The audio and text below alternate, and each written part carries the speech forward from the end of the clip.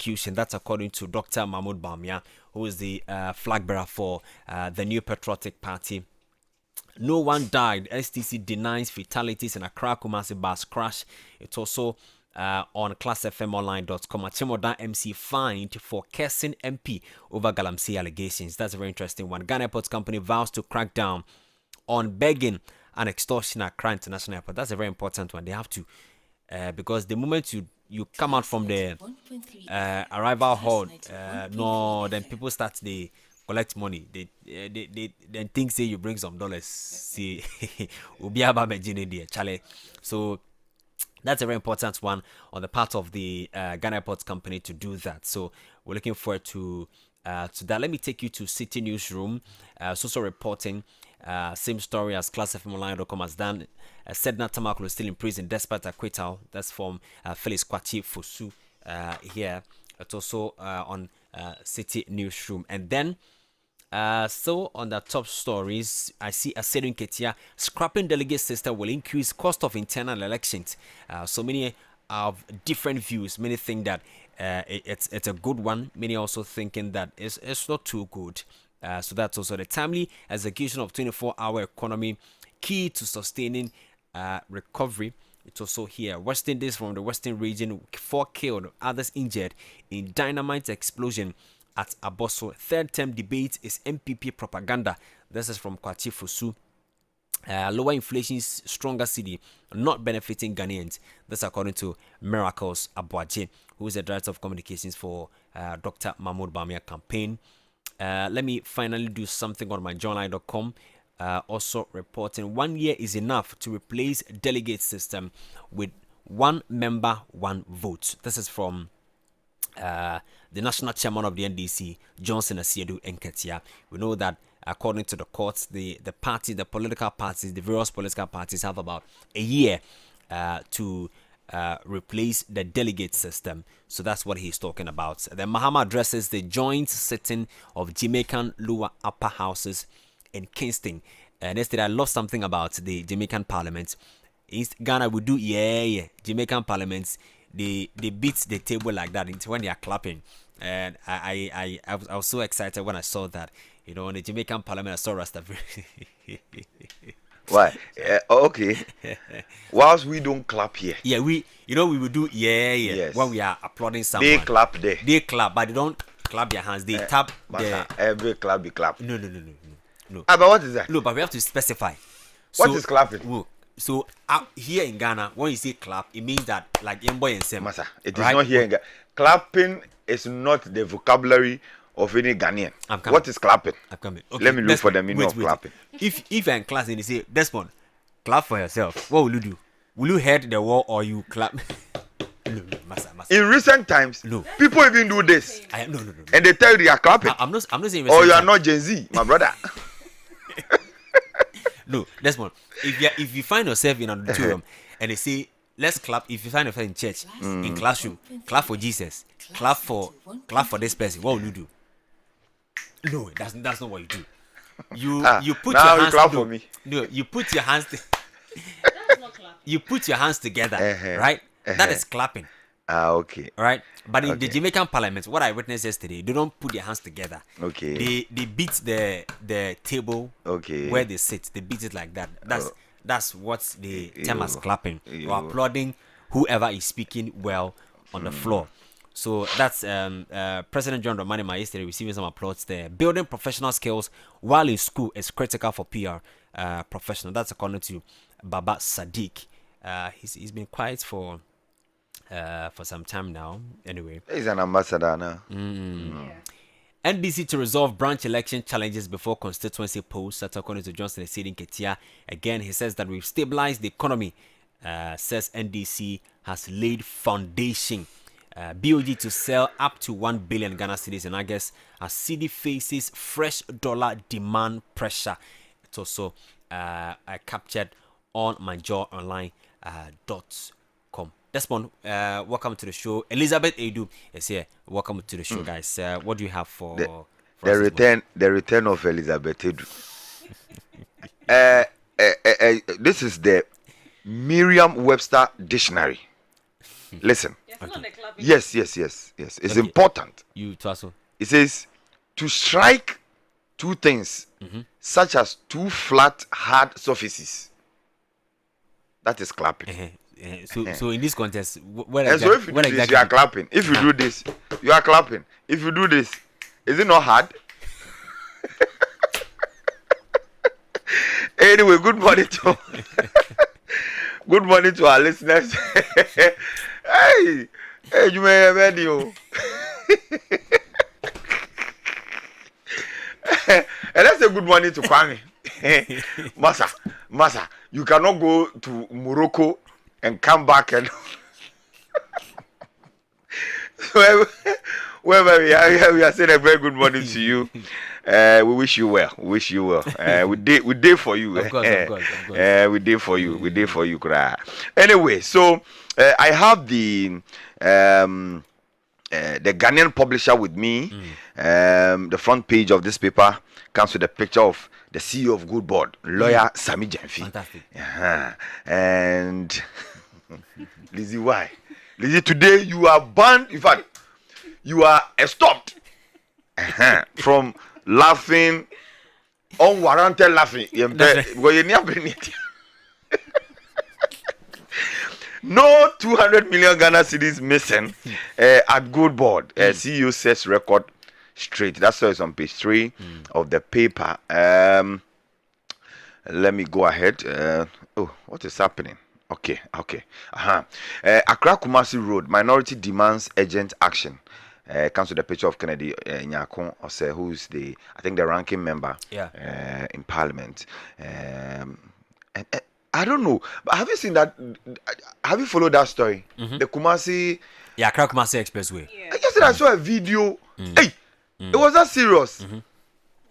Charlie, I'm told is it a tanker or the bus? Yeah, they caught flames and there's a on the death of the people or the flames. But people died. There was speculations on social media that the people lost their life. How many people? They were saying 10, but but the saying is not true. But the picture I'm seeing, unless these are people, sometimes you cannot be very, you can't trust them. But anything. Okay, public office bribery rises in 2025, and this is coming from the government statistician, Dr. Alhassan Idrisu, and from 14.3% to 18%. Hey, I'm a 4G bribe.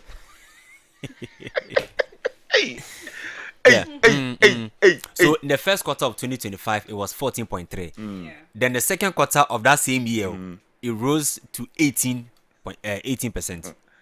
And these are public officials. And so public officials could be anybody. Of course. Ghana Police, Immigration, Fire Service, CEOs, ministers, okay, deputy CEOs. Yes, deputy CEOs, presidential staffers, PROs of ministries. They are all public officials, including the statistician himself. I didn't know public officers. He's a public official. I'll say okay. So you can be a PRO to the maybe interior ministry and still take bribe. That one is you can be a PRO to maybe appeal to spokespersons. I see. But not limited to what do you call it? Personal assistants. Are they also? No, for them, they are not public officers. Are they public officers? No. They are not. They are not public officers. What are they? They are not appointed by. They're working for whoever. They are not appointed by the president. They're not appointed by the president. So you can be a rent commissioner. The rent commissioner is appointed by the president, right? Okay. So your boss. So your boss is. So he's also part. Your boss can be part. That office is part. That office is part, including yourself. That. Because you work with the secretariat. Hey, my brother. I don't have any appointment with the secretariat. You are distancing yourself. Let's go on. Page 3.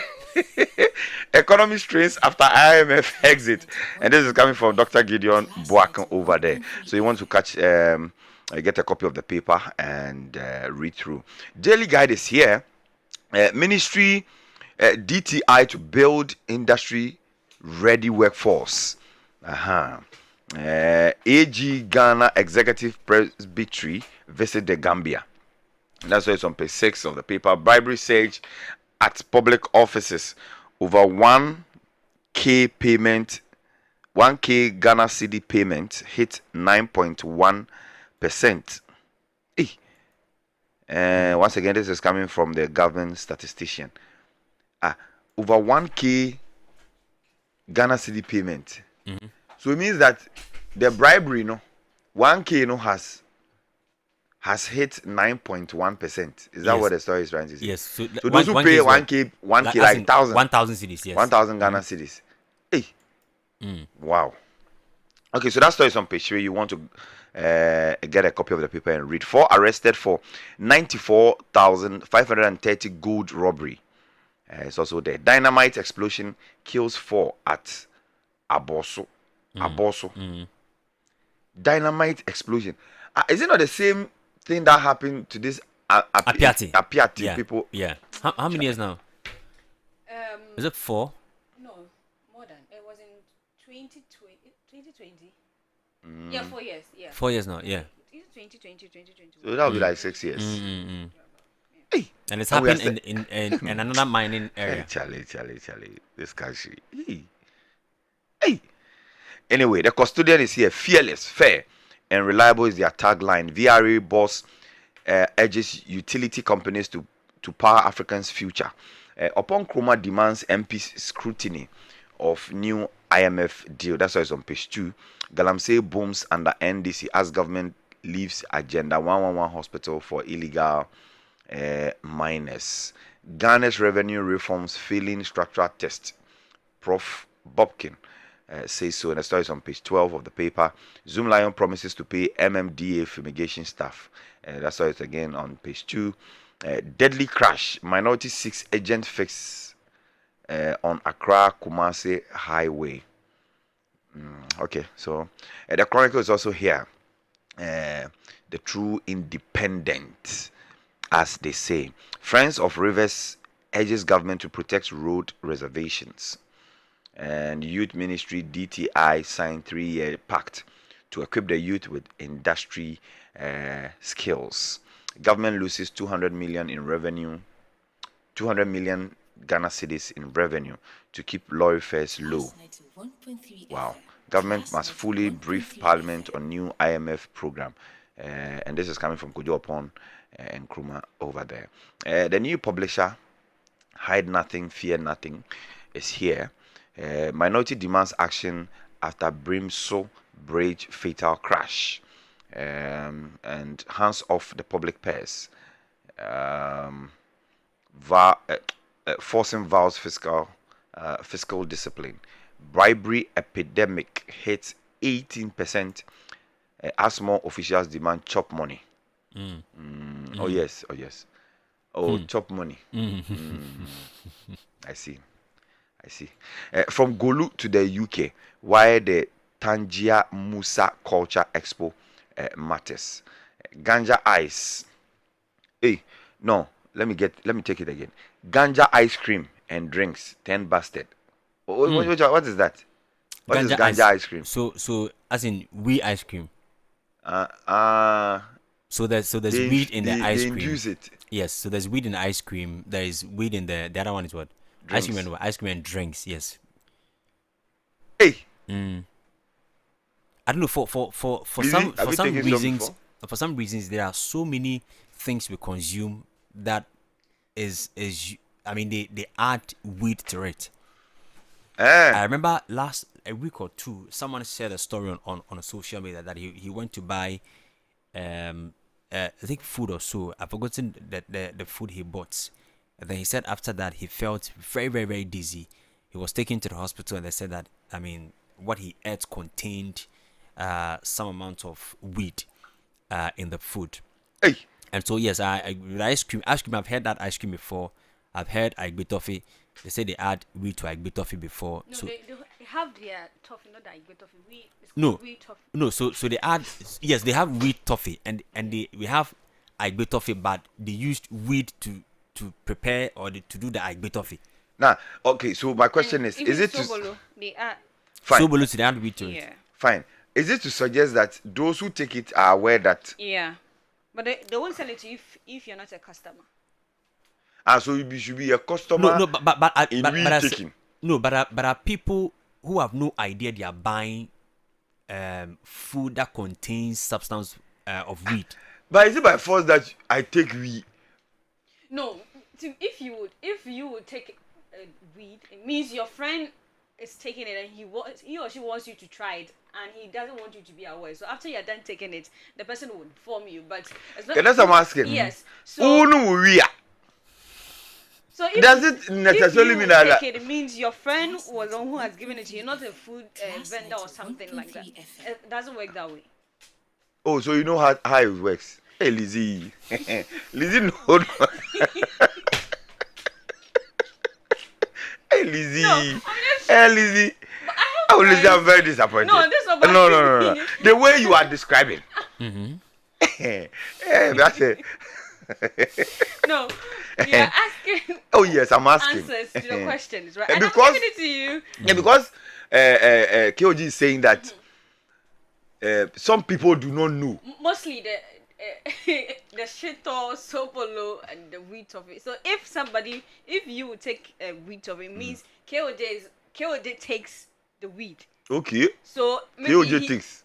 I'm just saying it's an example. It's an example he's So making, my friend. If KOJ is holding a toffee and you ask, he wouldn't tell you that that's wheat toffee. He will give it to you to take. You get it. Yeah, and some people also want to experience When I'm it. not aware. Yes. And Yes. some people So also in a want to secondary school, for experience it. instance, people who are gangs, right? Yeah. Like when one brings Wishito from the house, Okay. the boys know that this is our party there. He brings Wishito, so we enjoy it. Yeah. But there are people who do not know that this boy brings Wishito. So after eating the shito and he's okay with it, then he told the Charlie, we dey inside though. So it's either you are being initiated to the wee shito gang after eating the shito, or you stay away from they the break wee the shito news gang. to you. They Yeah. break the news to you. So if you're okay, you think, Charlie, this is better than what I've been taking in the past. Then you they are being will tell- initiated into the yeah. wee shito gang. But how do you? Your last words. This is better. How is that better? Well, to the taster, the one who tasted it knows. Because you have been eating the non-shito weed for a very long time, and you know the taste. Okay. So after tasting the weed shito, now your tongue will compare what you've been eating the past months and what you've tasted recently. Which one will you go for? So chances are that. You've taken it but you don't know. Yes. And you too. No, me no. What is the you know?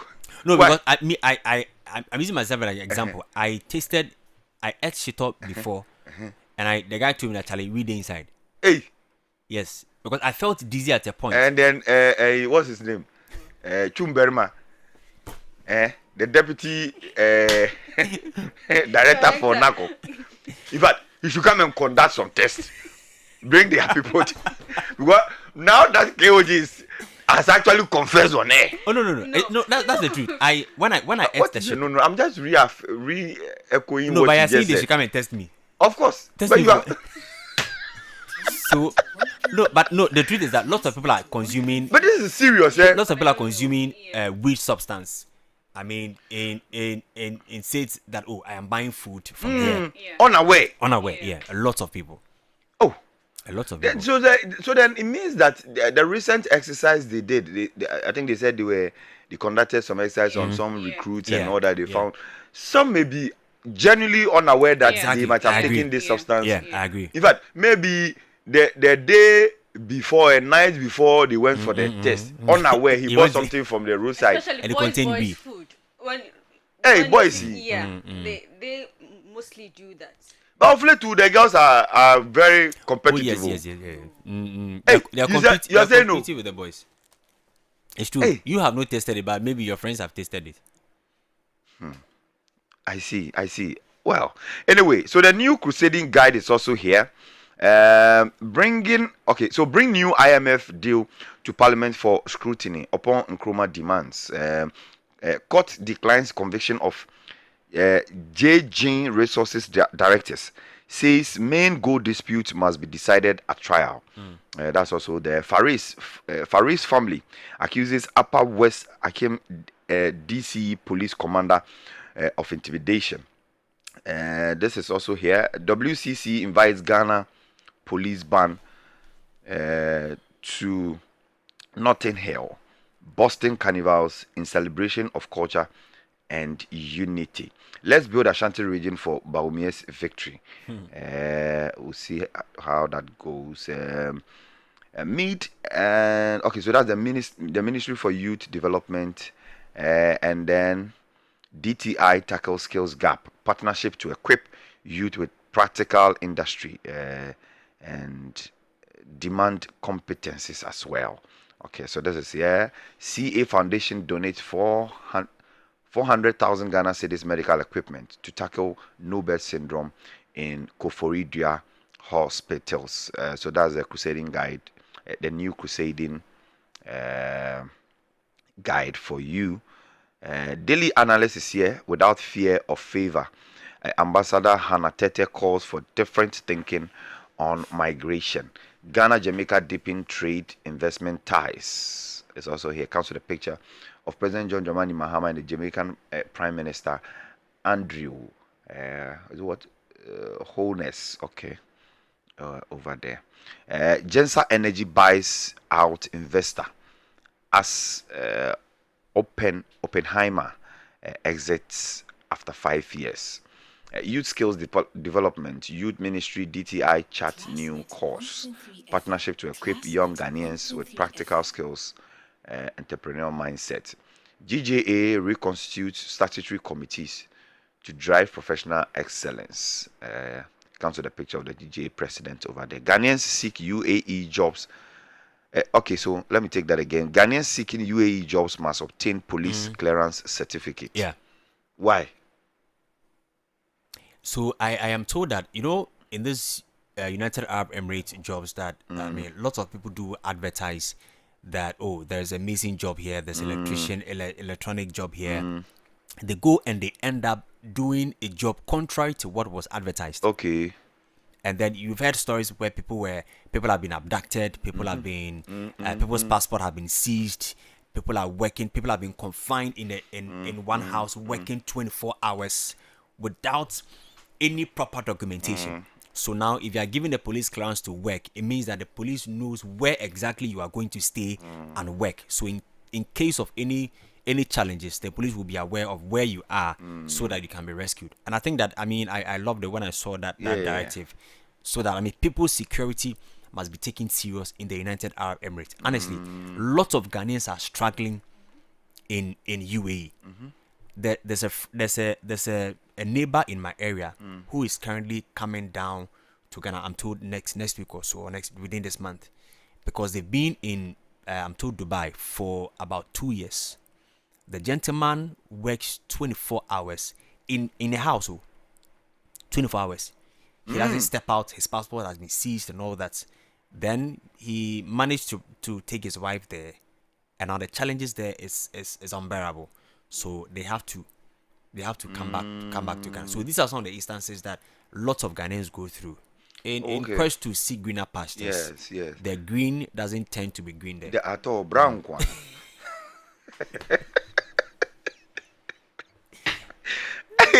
So it's very important that this directive. Well, I think I agree with this explanation. I think it makes a lot of sense, because you see, at the end of the day, they will also now they will mass up and now doing Facebook Live and things and complaining. Appealing to government to come and evacuate them to back to Ghana at a cost. At a cost, yeah. Because this thing that we are saying, this South African, what do you call it? There's evacuation and all that. Evacuation. It's costing the state a lot, because we have how many people? Over 1,000 people have returned to Ghana. Hey. Over 1,000 people. So imagine the flights from South Africa to Ghana, even 7,000 cedis per passenger. But this thing, the Ghanaian, would this Ghanaian comply? Because you see, there are so many ways people get to these places. I agree. So the copa police be on in the desert is no there. It will be extremely difficult. Yeah. I'm just praying that it is, and let's add our voice to the fact that it is for your own good anyway. Oh yeah. So if you don't comply, if you don't comply and there are any issues, you should You find yourself wanting to use some of these countries. Yeah. How would you explain to the police? Exactly. Anyway, so the Daily Gist is also here this morning. Government Expressway priority blamed for Birimso Bridge tragedy, claiming 15 lives. Aye. In a day. That story is on page 2. 2 TikTokers in court over president's 150 million Ghana cedis slip with security couple. Do you know about that? Okay, so there's a video where President Mama was coming from. I don't know where he was coming from with the security. I'm told, and people are reporting that President Mama demanded 150 million Ghana cedis from somebody through the national security, whatever he was working with. But that video, I mean, you cannot really ascertain the point where President Mama was talking about. So I'm surprised a lot of people were saying that President Mama was demanding 150 million cedis from somebody. And then TikTokers took it to social media to rant that President Mama is demanding amounts of money from someone. But you see, the other conversation is about how bloggers tend to put camera in the faces of public officials. That's what they want. Personally, I have a problem with that. The president, anywhere the president is a security, is a serious security matter. You have bloggers, even when people are crying, bloggers want to Hear the sound of the cry. To do that. So I agree. It's a new media. I think there's an association called the new media whatever thing, which regulates some of the works of the bloggers. We agree that they are part of us now, but Charlie, they should exercise some restraint. The president is having a conversation tete-a-tete with somebody, and you want to zoom the camera and listen to what the president is saying. It doesn't make sense At all. a lot of bloggers go to the court, go to the Supreme Court now. The moment a lawyer comes out from the court, the bloggers will rush to the lawyer just to have an interview. Good, you want to have an interview, but please, when people are having private conversations, it is none of your business.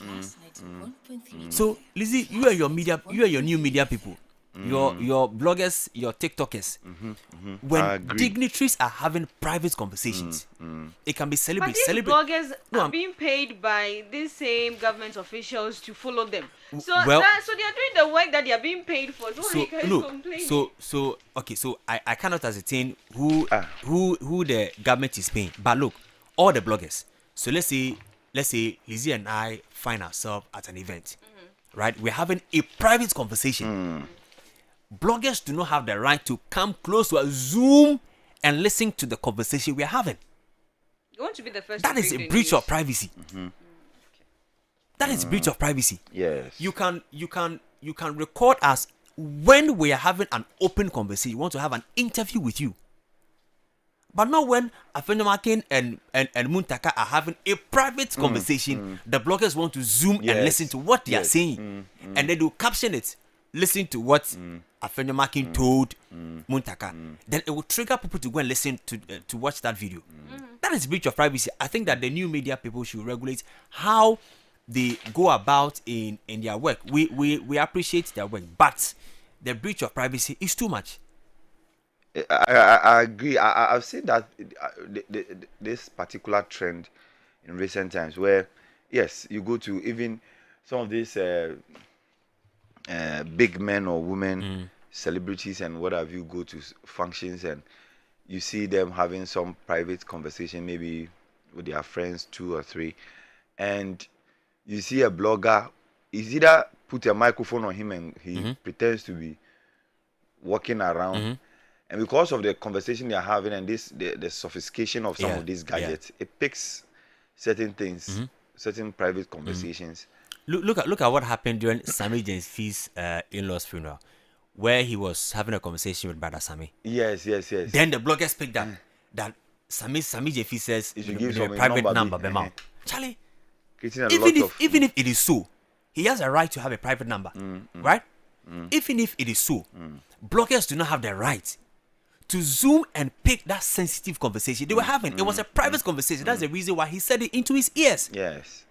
If you wanted the public to know, he would have gone to the MC to tell the MC that tell Brasami I have a private number. You come for it. Why are you crying more than the baby? No, Are they complaining? No, yes, they are complaining. The people. But they invited you, the blogger, to come and cover the funeral. The not event, to come and, not to cover a private everything. conversation. So No. whatever they Hey, feel Lizzie. needful to put No. on social media, No. that is what they are. No. they are Lizzie, you are doing. part of them. I'm not saying. That's what I'm saying. That Lizzie and her new media people. No, see, the thing Listen. the thing is, some of these functions that happens in even press conferences, you go, you find the traditional media like 2, 3, and your people. and you get like over 50 bloggers. No problem. I don't have a problem there's with no that. problem. Come and cover the event and go. So Come and cover the event and go. Lizzie, when you go for radio assignment and you're recording the sound for radio, do you go and they are not peep see, those, and listen those to what bloggers the are private- not trained to be. Hey, who told you? Most of them are not. I think they have an association headed Yes. by Konkonsa, right?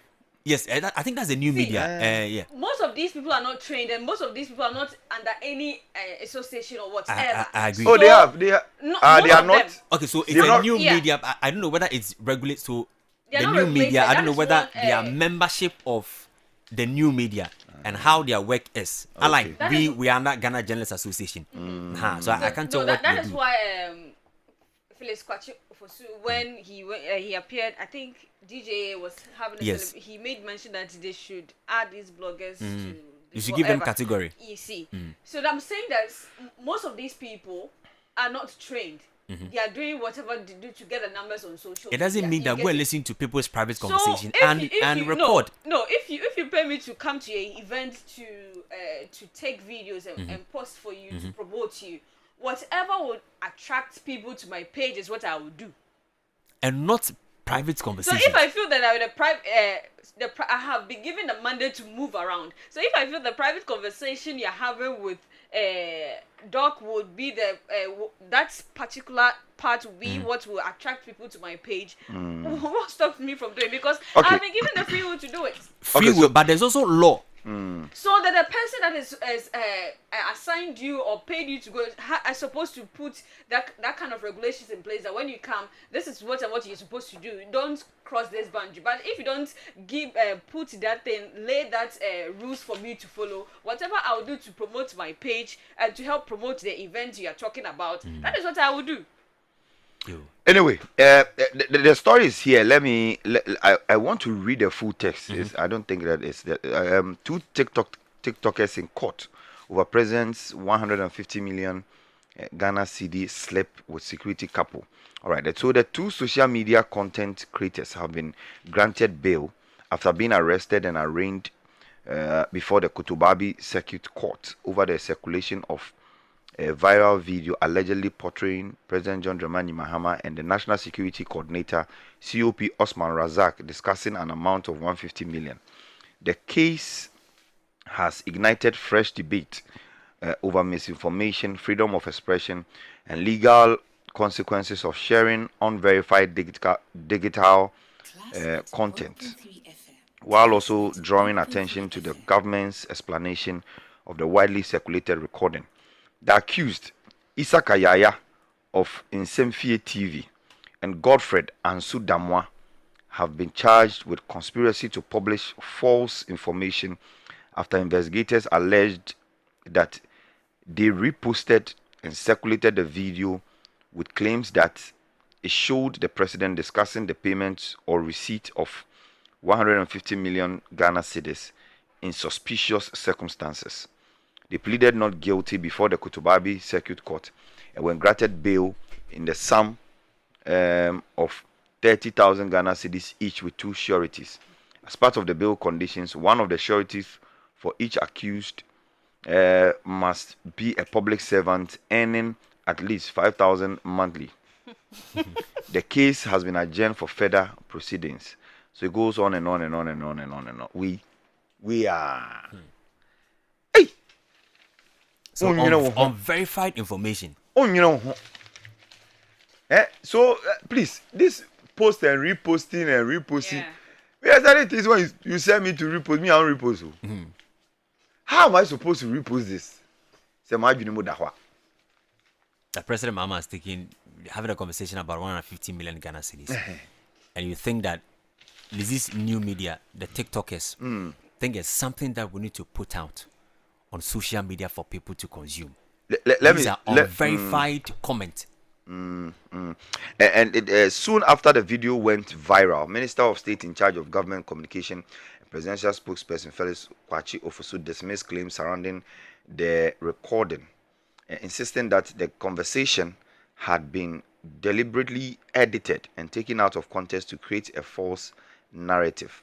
According to the government, the 150 million Ghana cedis mentioned in the conversation referred to part of an approved 300 million Ghana cedis emergency package authorized by President Mahama to support flood relief and post-flood mitigation works following several flooding in parts of the country. Oh, okay.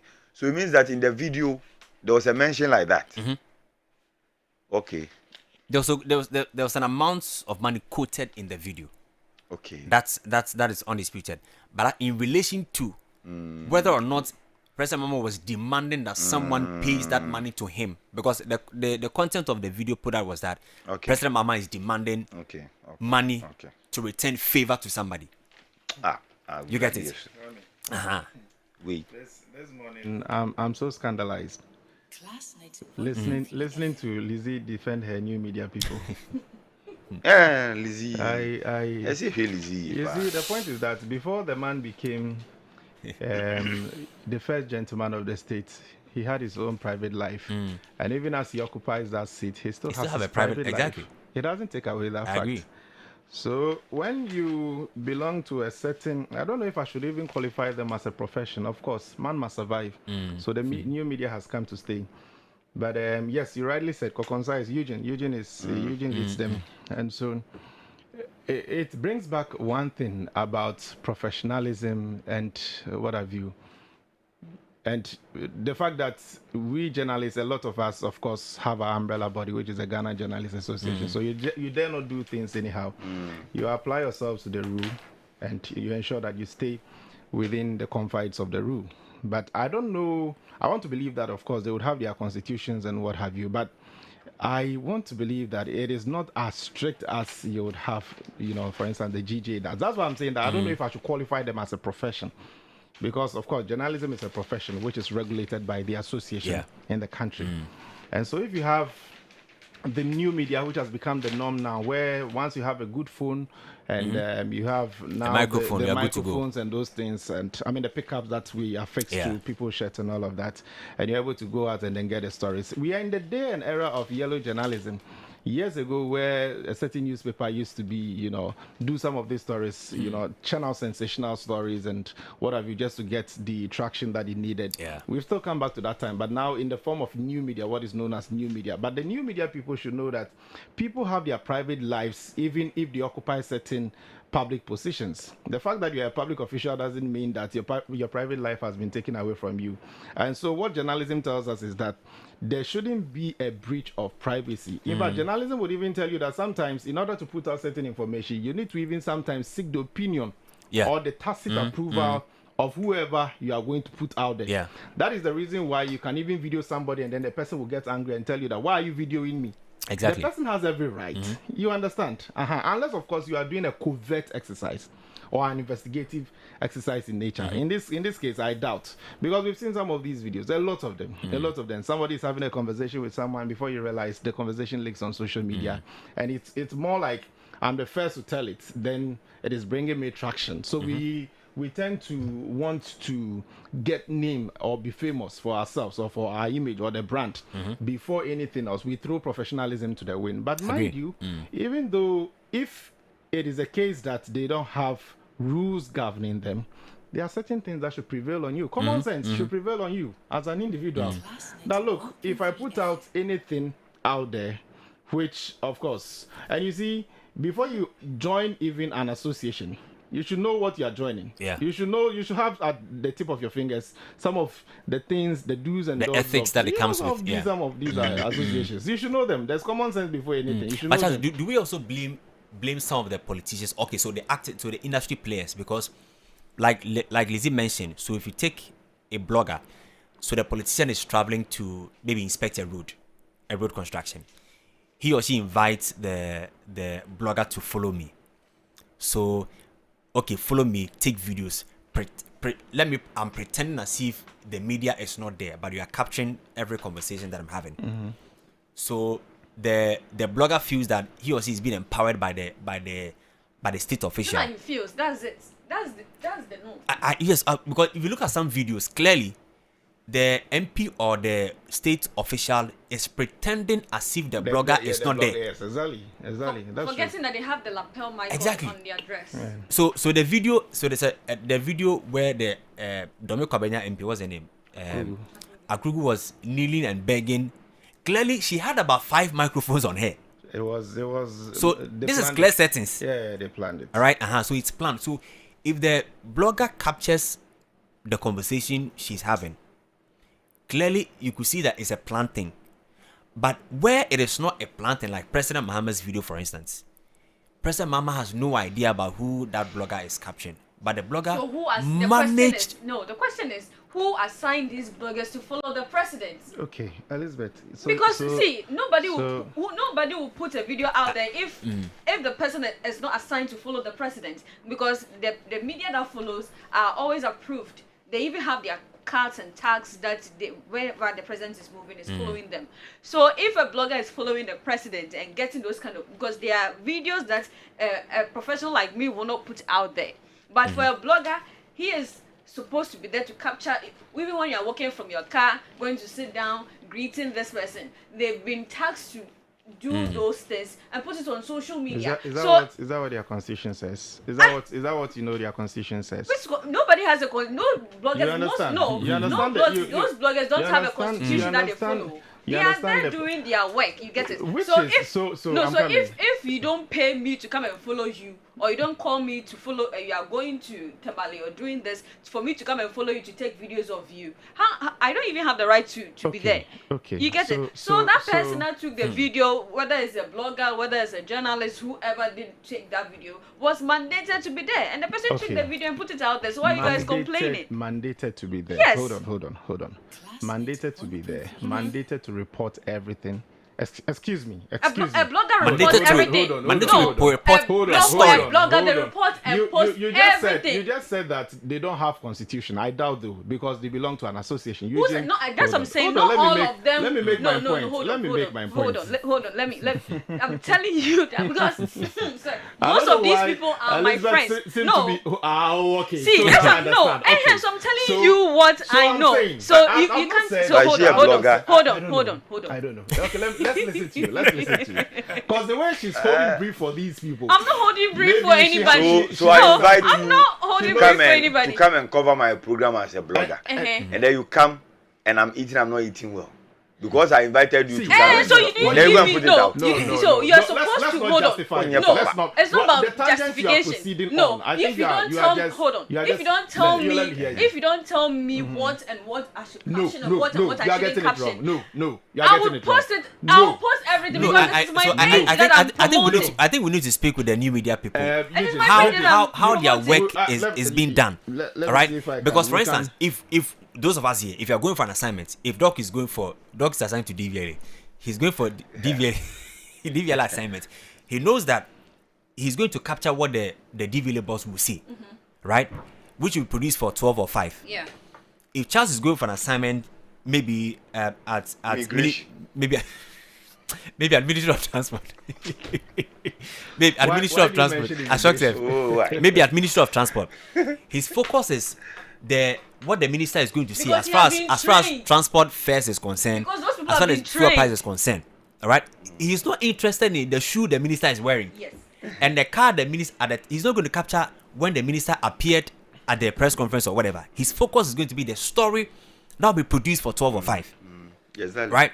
Exactly. So I assume that should also be the content or the tangent, the your people, the new media The should go. blogger has been tasked see, to take a video of I- the I- minister I am- or the I am- MP coming down from I the am- car to wherever he's going, whoever he's greeting and wherever he's going to sit. So the thing is, the person early too, on- let's make it clear that Early some on- of these officials have tasked these bloggers to follow them and no, take that the I video. agree. That base that you have No, to that's I establish. agree. So, I yeah, agree. So I agree if they take 100%. a video you having a conversation with So, yeah. whoever and they post it to get traction for the page, So hear me. they have not they have not done anything wrong. Elizabeth, as professional as she is, a student of journalism.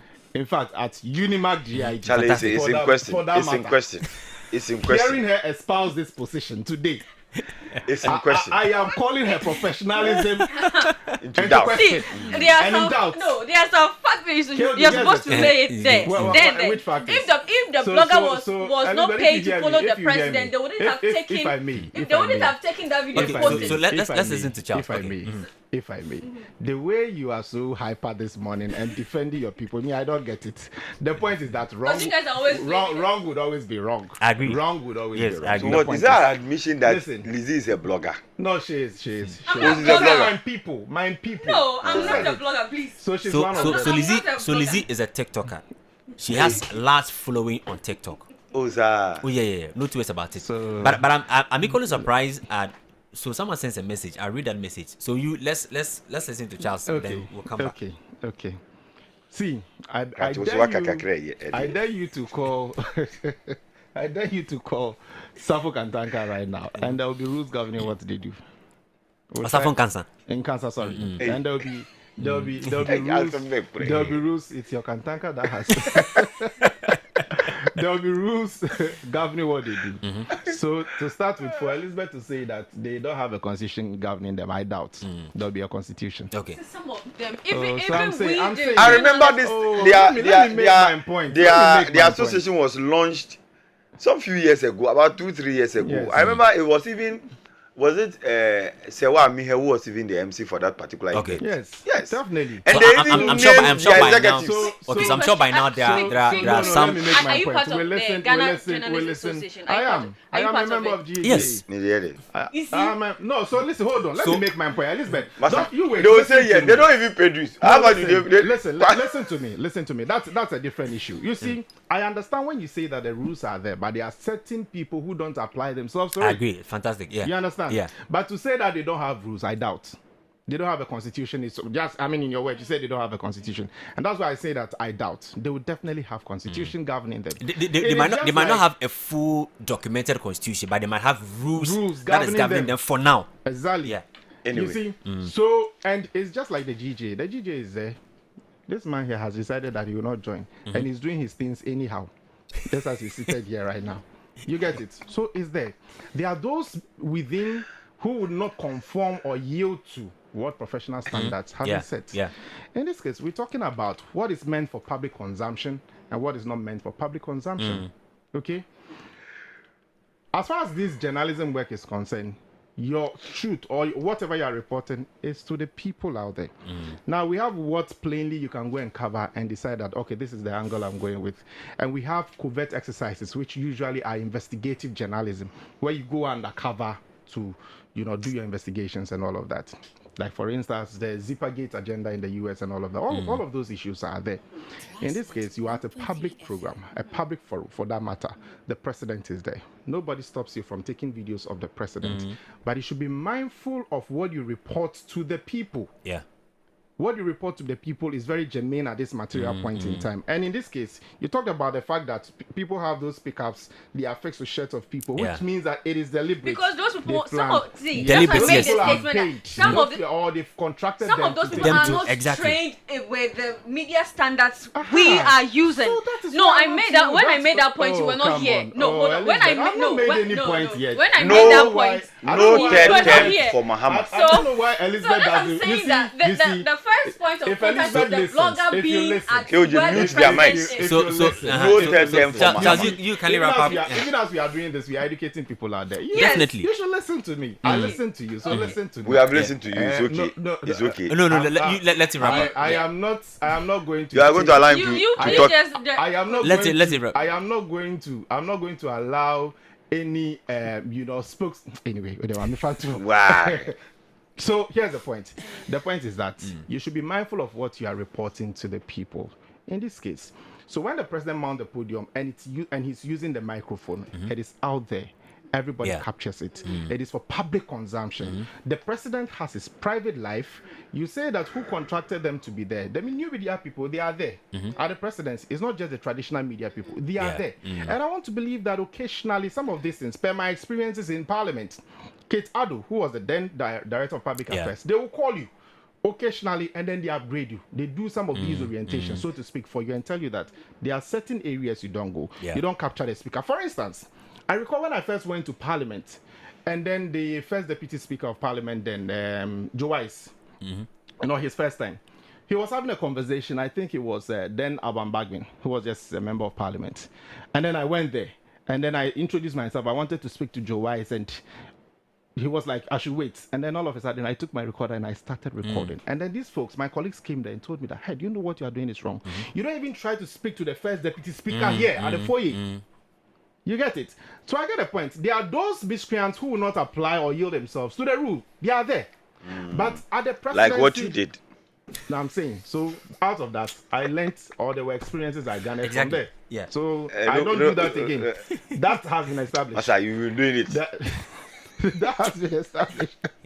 So Elizabeth needs to understand that there's information which is meant for public consumption. And one she knows that. She knows that. So she's deliberately. She knows that. See, So you guys she's are not. deliberately let's move on. See, bloggers Anyway. are not the work of a blogger is not to capture what the president is saying to come and write. See, most of Sensu. Those are your words. no, that is what is. So for them, yes. I'm on social. I'm on social almost all the time. See, you are saying that they are operating in a banana republic. Yes, so that's what I'm coming. So I think. That's your observation. Okay, so bloggers are just not mandated to just take. I don't get the point Elizabeth is making. I'm telling you the truth. I What do you mean by they are not mandated? Because they have the free will to take videos Who of says so? whatever. Says who? That is the work of Says a blogger. who? See, that is the work I'm of. saying They are says who? not a Answer me. traditional. They are not Elizabeth is a not media answering the trained. So Anyway. I think we need to speak with. Make that Elizabeth clear. has decided not to listen. No, But let's she's make just that different. clear. On that note, on that note, Please, I'm the moderator of the show. Can you imagine? Ah, Yes, but- exactly. Handle it. my You brother. don't Wait, decide- wait, you don't I'm coming. decide the agenda for I'm the coming. program. yesterday I was here with you. So, Okay, so to end this conversation, I think that we need to get more education and insight into what they do from the new media people. Then it settles the debate whether or not they have the right to take everything. All right, per what Lizzie is saying and per what the Charles Bible is also. even says, "Yeah, well, I didn't know why." So that means No that- third term for Mahama. let me read the message on this particular discussion. Okay. So David Senna says that good morning, era boys and girls.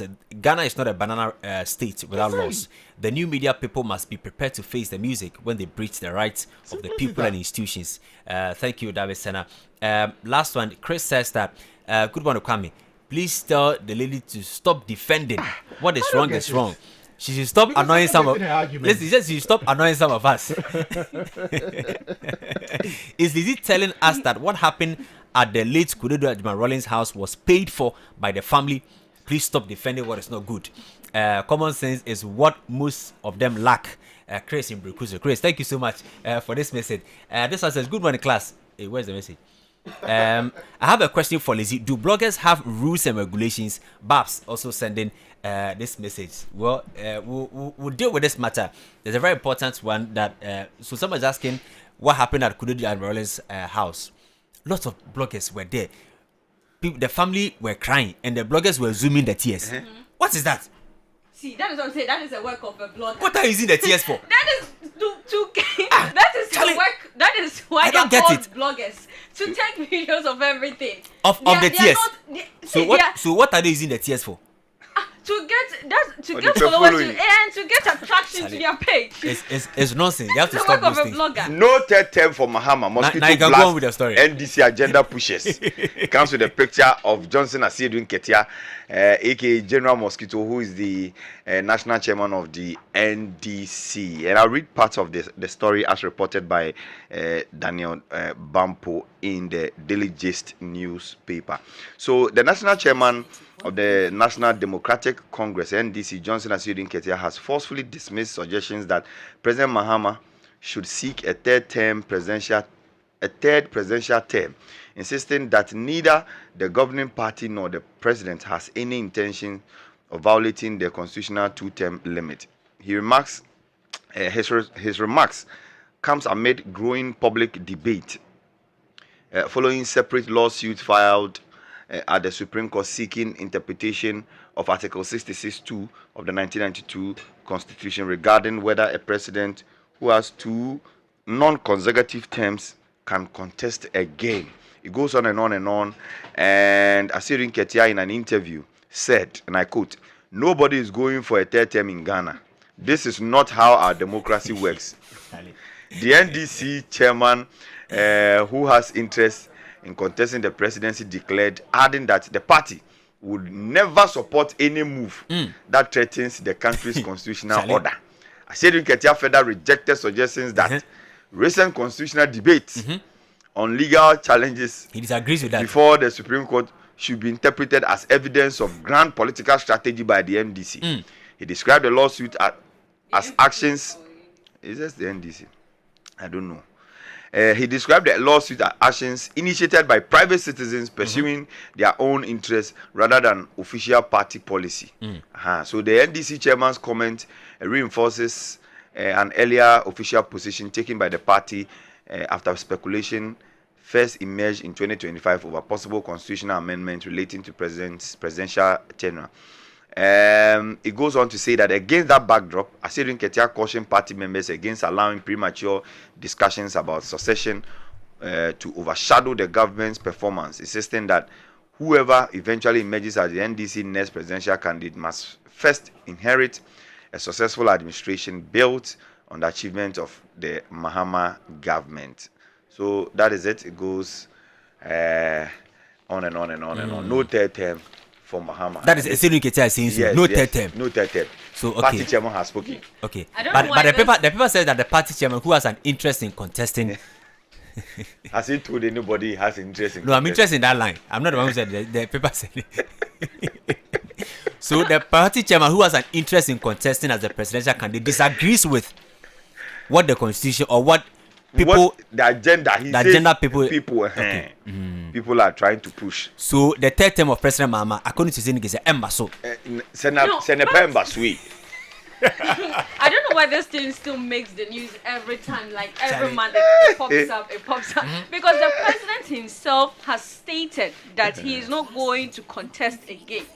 So if the president that you guys are pushing to go for a third term has stated that he's not going again, I think this No, issue that- should die down, and journalists should stop asking. no, these we'll not stop politicians asking. We have to the reiterate it question. No, till President Mahama is off the there's seat. a video of the president stating clearly that he's not going to contest or go for a third term. So if the person you are pushing the agenda for is telling you that he's not going again, why are you, this journalist, why are you guys still pushing that narrative? People I'm have only to questions I'm going reiterate. to say. People No, still have it's like to reiterate. every politician that that call. sits on that question is thrown to the. You guys should focus on a different thing, and let's move on from this third term issue. We're supposed to be debating about this 5-year My friend, come and presidential sit down. term. that Elizabeth people keeps are saying pushing. you guys, meaning we the journalists, the professional one. But she's a And blogger. then she's the blogger. That's understandable.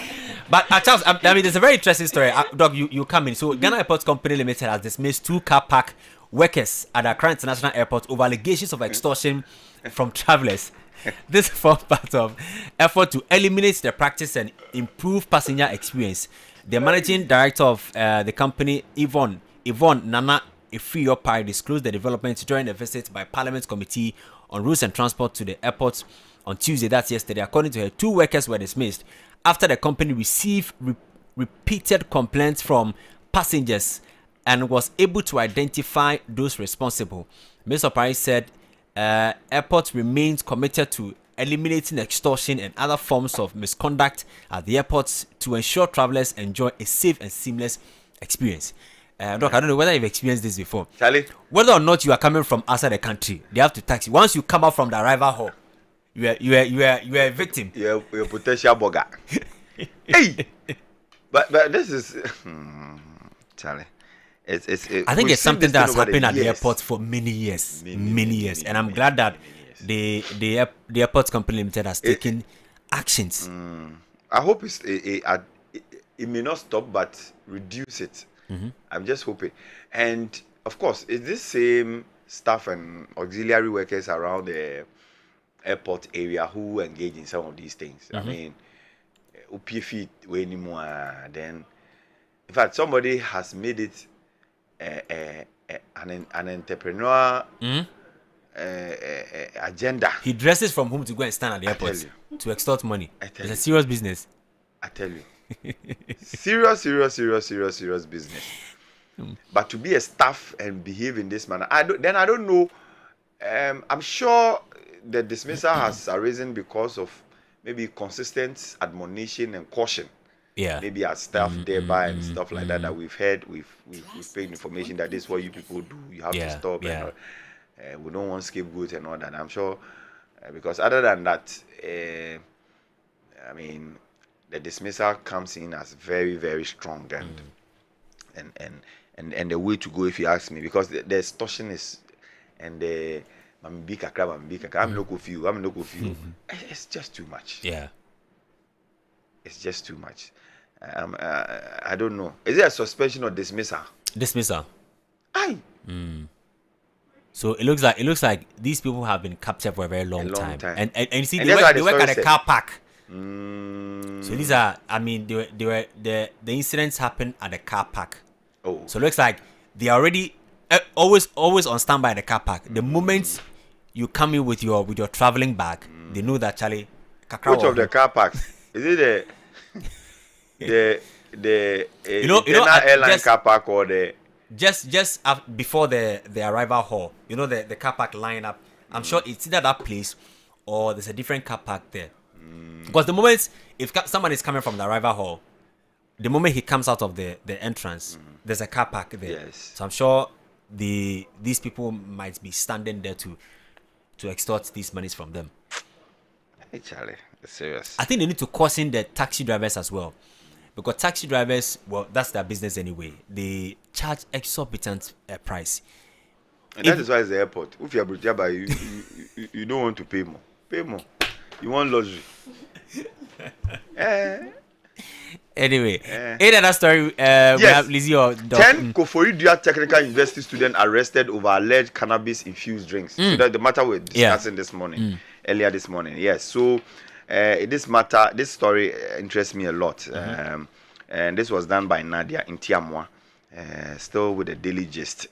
That the story goes that what began as a week of student celebration at Koforidua Technical University ended in a major anti-narcotics operation after the NACOC arrested 10 students for allegedly producing and selling cannabis-infused drinks and ice cream during the institution's SLC Hall Week festivities. Wow. The intelligence-led operation carried out on Sunday, August 3, just this Sunday, targeted a group of students suspected of operating an illicit drug distribution network on campus.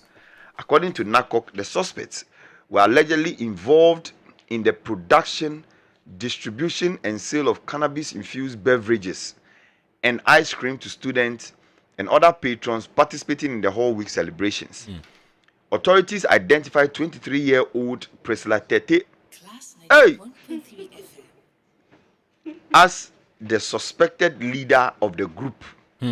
She was arrested alongside 9 other students believed to have played various roles in the alleged operation, ranging from preparing the product to marketing and selling them during the event.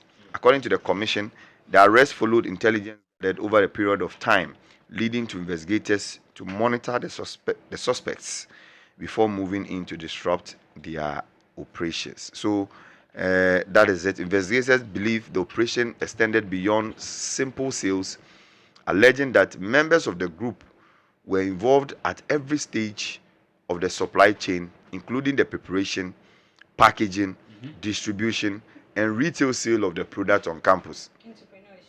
Hey, so this is a serious company. Whole week is one of the most anticipated. It's a company established in the school. Kwame, I tell you, this issue. When I was coming, I was listening to you guys, and I listened to the experience you shared, as though he's not had an experience. Charlie, we should Are you there? I mean, I know He's you. had an experience, but You I know you have an experience. You. He's had no, an experience. and the wish it Claiming there. holier Charlie, than everybody thou. has eaten the wish it some.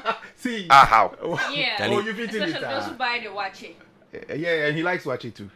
The wish it everybody has eaten some. The watching by the. Yeah. You like You have no watch it too. You have no Why idea. you think we deliberately go to buy and consume? So you know. You think we deliberately go to buy and consume? I know maybe about no head door. It's unknowing to us. But Kwame, the point is that you see, I'm inviting lawyer Chumberima to this to come and test Charles. to come and test. In fact, class FM staff. He has to come and test all of you. Start with you. Kwame, see this story. Me when I was coming on and I was listening, I was just laughing. This is not the first time. Oh, yeah. Get to the Ashama market. Go there. It is sold openly on the market. Wow. That's what. But no, if you don't know, I'm- they don't sell it to you. Yes, exactly. And once So upon they, a so they time- sell the wheat drink or the wheat toffee. This is the wee biscuit. We Eh, drink fair. Biscuit. coffee. Oh, Kwame, I did a story on it when I was at Metro TV. Charlie, serious? See, so once upon a time there were these teachers Wee who biscuit. started. I'm telling you. So Teachers- wait, one, eh? I'm good. So wait, Charles, wait. So the biscuit, Which what's the company name? is that? So what's the name of the biscuit? Is it? Did they go and buy digestive and It put is the wheat in it? brandless. It is brandless. No, this one is originally made though. Like a baby biscuit. Yes. Normal but born a flat brown. Serious? Those people who are brown listening to me in there. Ashama, they know what I'm talking about. So Charlie? teachers within the Ashama metropolis started complaining that these people come to class, no more check on, like we say. And they don't participate in classroom activities and what have you. So the teacher could be teaching the students, people who are that's we feel yes, Charlie, we feel What's of the wheat biscuit? See, they searched them at the point in time. I think it was then NACOP. Okay, So it was yeah. NACOP Narcotic that Controls conducted- Board. Yes. Yeah. It was NACOP that conducted the exercise. And Kwame, they raided a number of these market folks selling the wee biscuit. Wow. A number of them have it. They've hoarded it. It's there somewhere. Unless the authorities carry out these operations, that's when they're able to confiscate some of them. Wow. So these pupils who have been introduced in many ways to some of these products, they are able to go there and then buy. Oh, me papa say, the father consumes. Oh, me boss say, then they buy in bulk, they keep it in their pocket and then they take it to a certain location and then they share. They give them, so okay, you've been able to buy it for me, we'll share in it. It is a business, oh. Wow. It is a business and people are benefiting from it. That's So how come they've transitioned to the tertiary institutions. yes. So if NACOC is minded, we've Wow. given them the tip off. We've given them Even the hint. secondary schools. It's there. Yeah, secondary schools. Why are you behaving as if you Those- guys? those in the why do boarding you What is want? the air for? You What- know what we are what- talking I about. don't know. Stop claiming holier than thou here. Which one is No, it? those in the boarding house, especially the You want me boys. to join your company? Basa. You know I what have we are not. talking In about. fact, I cannot You know- join this you know- company, you know my what we are brother. talking about. I don't You know. know it. You know it. I put it to you. Why? Yeah. Because secondary school, one of our house two boys, he ate the shito and Charlie, the guy nearly went Yeah. mad. So He didn't know it was we you've shit been to a boys' school, right? Boarding house. So No, if me you- my school we don't do no, that. no. How would Who you says know? so? The shit In fact, the pimp school. the Who shit says that so? you've eaten, please. Who Hey. says so? Oh, please. You are talking about infant Oh, people. please. says- You have. You are saying so because you didn't have any mental issue when you says ate the shito. You have. You have taken it. No. Who said so? You Are you already think- aware you are talking about So infant people You school? have. It's not about the school, it's No, about the but boys in the school. people, the boys in No, the but school. of course, now if you say Obiane comfort, No. do you Don't think mention any name. you think Obiane Even comfort? a whole also is telling you no. You can't say See, it I'm telling you Look that at you. Look at you. since you've there. been to a Oh, so boys' also school, has also experienced it. And yeah, and then the matter spoil. You see, Kwame, it is better you know. Oh yeah, it's true. Yeah. You've had an experience. Exactly. Than not to know. Yeah. It is dangerous for you. Well, we don't know. I mean, I don't think And it's dangerous for you. any infantipim student Okay. has gone through So that. we are No. not- we are not Because talking about because for us, hey, when you bring your shito, it is even inspected. how would Right. How do you expect it? How do you expect Okay. it? Hey, So- they so- put so- your boys to How do you this. expect it? would Tell they us. How do put you it expect on it? fire too? It's No, like but a do they chemical. have some detector to to detect detect- these things? How do What do you- Don't worry. I am talking about Oh, infantipim. tell The us. experience in Tell us. infantipim. So Oh, dog, you are- dog, wait, You are the one dog. mentioning this school. You are saying Ashama technical, they say how. There's even nothing like a shower technical. you are saying someone will taste the food. I mean, taste it by eating a small. Who is that small someone? So But I said it's inspected. How is it inspected? So the teachers have been eating the shito too. So they've been tasting the shito one after the other. Yeah. What I know is that no infantry student will bring an infused shito. Because nobody has had mental issues related to that before. That's what I'm saying. Anyway, so let's wrap up. Yes. But before we go, let me say a very good morning to Kojo Boateng Ajiman. Okay. Chairman Kojo Boateng Ajiman, who is seeking to be the MPP Eastern Regional Chairman. Oh, you know Chairman Boateng. Oh, okay. New job. Fantastic man. Oh, you're brutal. Oh, he wants to be the Eastern Regional Chairman. Exactly. And I think that he has demonstrated enough capacity. Fantastic. To lead the NPP in that regard. And so, good morning to Chairman Boateng. He normally comes on CTV. Yes. I used to sit on my show. Yeah. Every Thursday. Have you noticed something? Share with that. Now he's jettisoning the Chairman to me agenda. No, but this is regional chairman. You still don't have. No. Chairman Wood to me is unfortunate. I still stand with Chairman Wood to me to be the national chairman. To be the national chairman. He's gone for an appeal. Anything can happen. And this election is somewhere in October or November. No, it's happening on the 19th September. 19th September. Yeah. That is fine. And Chairman Wood to me possibly could be cleared by or be exonerated. And contest. Yes, by the Court of Appeal. Who knows? I still think that had it not been for this unfortunate incident, I think that Chairman Wood to me would have brought all the academias and yes. And I've heard hey Charlie. It's funny. So Chairman you've heard of the interview of Mustafa Hamid, PhD. You know he's going for vice chairman. yeah. National first vice chairman. First vice. Okay. That position has a lot of people. So Yes, Mustafa Nana B, and then Buga, Richard Hagba. Chairman Buga, and all Buga those. is also Buga going is coming from third to first. Yes. And Mustafa Hamid is saying that I listened to the interview. He said, if you want somebody, he asked the interviewer that imagine the academia, the elite are seated, and you want the people who have shown interest in the first chairmanship position, first vice chairmanship position. You want somebody to come and address them. You look at the people who will you invite to come and address those kind of people? I say, hey, I'm a pay. You right there, job straight bullet in Kwan. Anyway, so David Senna says that please tell Lizzie that journalists still pushing President Mohammed's third-term agenda are as stubborn as herself. Then she adds a laughing emoji there. Thank you so much. So we'll do some birthday message and then we'll have our medical minutes. So this just a quick one.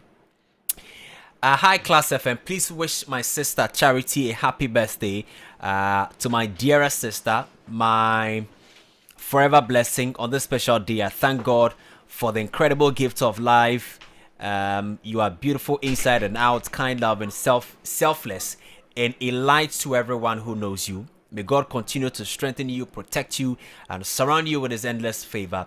May every tear you've ever shed be replaced with joy.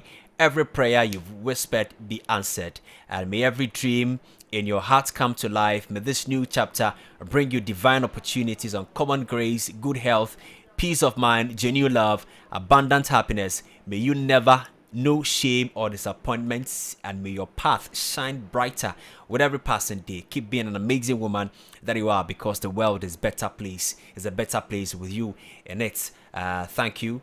So that's a happy birthday going out to you. Okay.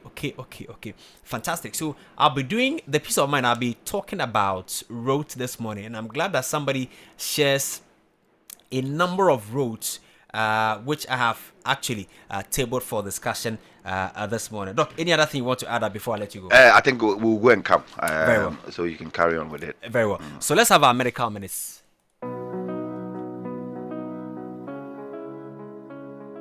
I'm Dr. Vanessa Appiah, and this is Medical Minutes. Approximately 25% of Ghanaians carry the sickle cell trait. Around 2% of children are born with sickle cell disease. This is not a distant issue.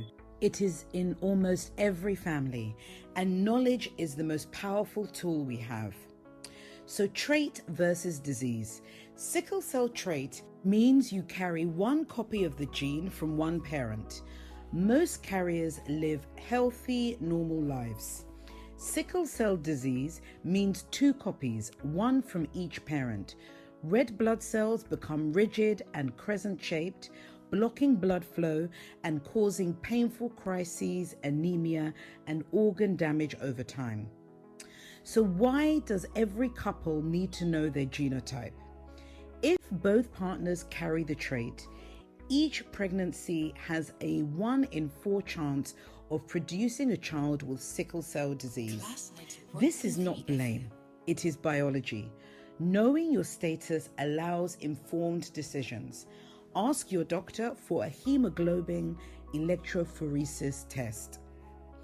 If your child has sickle cell disease, early diagnosis is critical. Start preventive penicillin by the age of 2 months. It protects against bacterial infections that can rapidly become really difficult and complicated in young children with the condition. Keep them hydrated at all times. Dehydration is a major crisis trigger. Know the nearest hospital with sickle cell experience. Pain crises are real and medical, so you must act quickly. The good thing is that treatments are improving every year. Knowledge changes outcomes. Please know your status and your children's. I'm Dr. Vanessa Rapia, CEO of the Accra London Health Centre. Your well-being matters. So that's our medical minutes.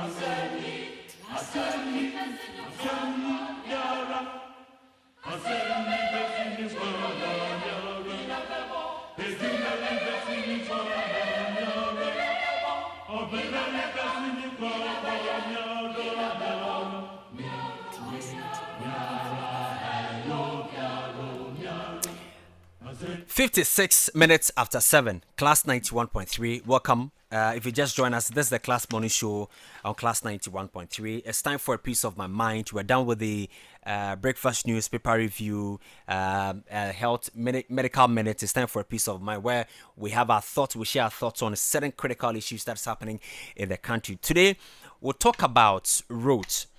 And this morning, when I was coming on my way to the office, I was listening to conversations around, and it looks like, there is no region in this country that has about 50% of better roads or good roads.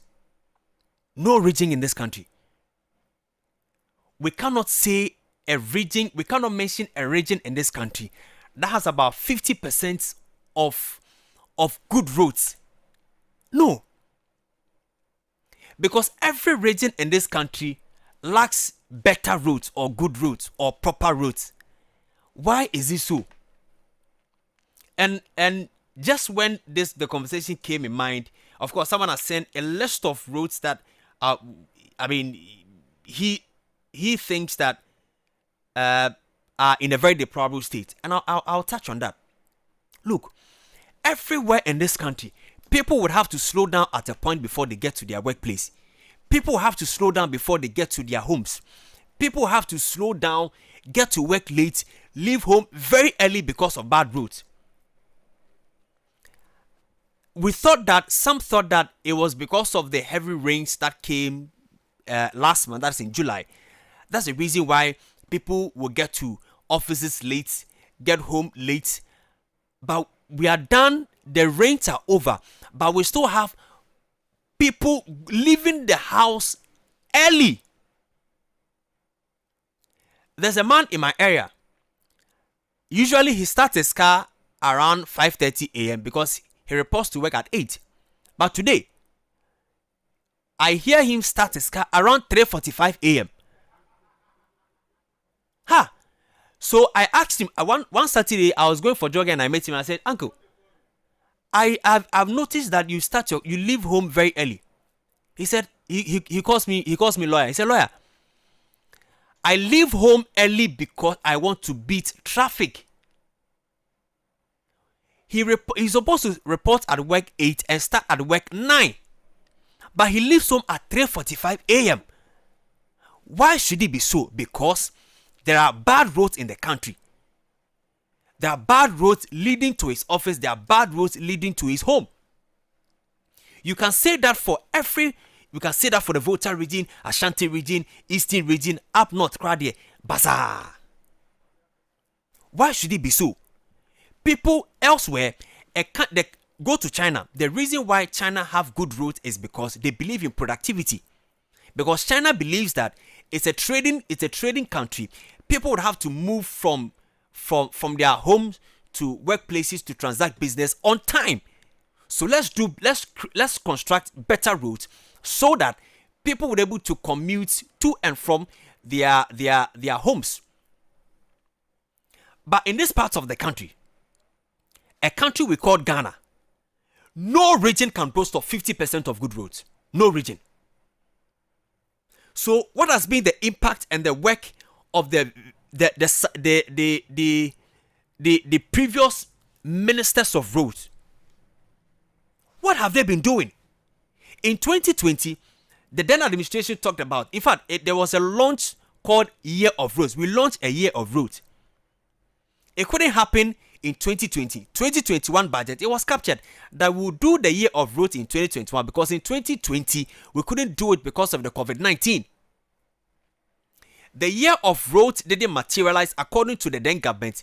It was attributed to the COVID-19 pandemic that happened, that came first. In fact, Ghana, we recorded our first case of COVID-19 on the 3rd of March 2020. The then administration attributed the failure of the year of road to COVID-19. In 2021, we couldn't do it. In 2022, we couldn't do it. Year of road never materialized. People talk about the Tema motorway, and I'm glad that my colleague Charles, that's where Charles comes from. So he either has to leave home early and get to work on time. Sometimes gets to work late because of bad roads. Because ordinarily, he would have used maybe less than 30 minutes to get to the office from where he lives. But he would have to spend more than 2 hours or more to get to the office. From where I live in Kaswa to office is just 30 to 35 minutes. Right? But today, then I used to leave home at 5:30, 5:45. I can get to the office before paper review at 6:30. Today, I have to leave home at 4. I have to leave home after 4. Even so, even that time, I get to the office after 7 a.m. What kind of witchcraft is this? Why do Ghanaians have to stay in traffic for hours? Go to Malam Junction, for instance. We have to bash the MC for that area. I've always said that MC is a very incompetent MC, and he knows.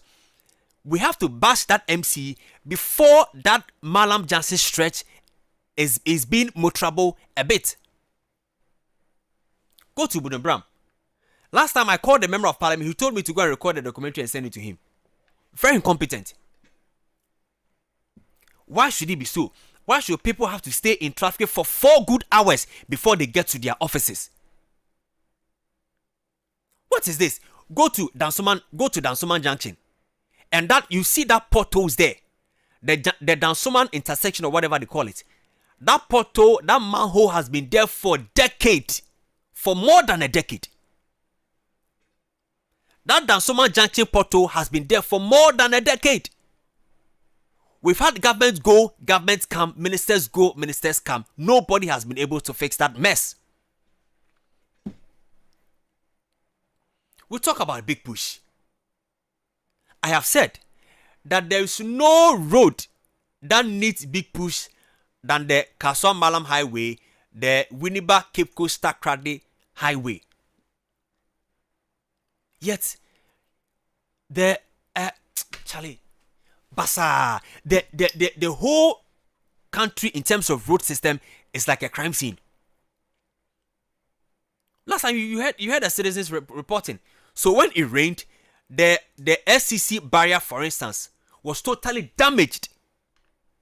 Totally damaged. People's car were broken down on that particular stretch. It's just less than 1 kilometer stretch. Yet, no government has been able to fix that particular mess. It's a shame to this country after 68 years of independence. After 68 years of independence, we cannot say that a government has constructed that road. And what annoys me the most was when it rained in July. We had the then Minister for Roads. What's his name? Asenso Bachi. Go to that stretch to say that we sympathize with the people. Total rubbish. Because he was the Minister for Roads and he went to that particular place to inspect the mess. He couldn't fix that mess. We had the Member of Parliament, the former Member of Parliament for Botswana English Amanfu, who now wants to become the General Secretary of the MPP. Honorable Slaitete, my very good friend Slaitete, toured that particular area with Dr. Mahmoud Bamia, who was the then Vice President. You couldn't fix the road. Now, a different government comes and you go and do propaganda on that road saying that government must fix the road. Government must declare a state of emergency. Total rubbish, because when you were there, you couldn't fix it. So, the whole country in terms of road is like a crime scene. Governments go, governments come. No deliberate effort to fix a road. So someone says, Julius in Kaswa says, why and until when are roads and junctions Kaneshi to Kaswa, Kaswa to Kaneshi? So it talks about First Light, he talks about Accra Academy, Dansoma Junction, Dakoma Junction, Odoko Junction, Lawyer, Sakaman Junction, Malam Junction, ShopRite, Allied Town, I don't know where that is, Botiano, Doctor, your constituency, Kaswa itself going to Nyenyano, going towards Obom Road to Amasaman. Why are contractors doing this to our country? Graphic Road to Kaswa is just an example. Exactly. So look at Graphic Road between Glyco and Graphic Communications. Look at that stretch, Charlie. The reason, look in the evening between First Lights and Odoko, you can spend like 2 hours on that particular stretch. Why? Because the roads are bad, full of potholes. So when the traffic light is green, drivers cannot move speedily. Right? They cannot move faster. Because if you move faster, you are in the potholes. So you have to slow down. So the light is green, but only 3 cars can move. Charlie, it's a whole crime scene. The traffic light is green, but only 3 to 5 cars can move. Why? Because drivers are taking their time to maneuver their way into the potholes. Charlie, how do you run a country like this? And so, when the traffic light is green, when the 3 to 5 cars move, it comes back to red. We are stuck. Those coming from First Light will also come and add up to those of us waiting at Dakoma Junction. So you can be in that traffic light for an hour. So within an hour, the traffic lights can be green for like 5 times, but still only 20 cars can move. Charlie, those at Afienya are complaining. Ashaman people are complaining. What everywhere. When can we have a government who would say that, look, I am not doing any of the things captured in my manifesto, but I'm dealing with one problem. Let's deal with roads. China deliberately sat down and said that, look, to hell with everything, we are dealing with the roads, because after the roads, developments can progress. Developments can be in full force. But the big push, of course. So Charles talking about big push. The big push. Look, there's no road that needs big push than the Kaswa Malam Highway. Charlie, there's no big push. There's no road that needs big push like the Adenta. That stretch, that Adenta Oyibi, Adenta Dodowa Oyibi stretch. Charlie, Amasaman Doblo, that particular stretch, the Accra Kumasi Highway. Not the expressway that they yet to begin. The main Accra Kumasi Highway, for instance. By the time you go to Kumasi and come back, when you come back, you don't go home. You have to go straight to the shop to go and fix parts of the cars, because totally broken. Totally broken. So we need to start thinking about how we capture our manifesto promises. But the National Development Plan, their office is around American Embassy.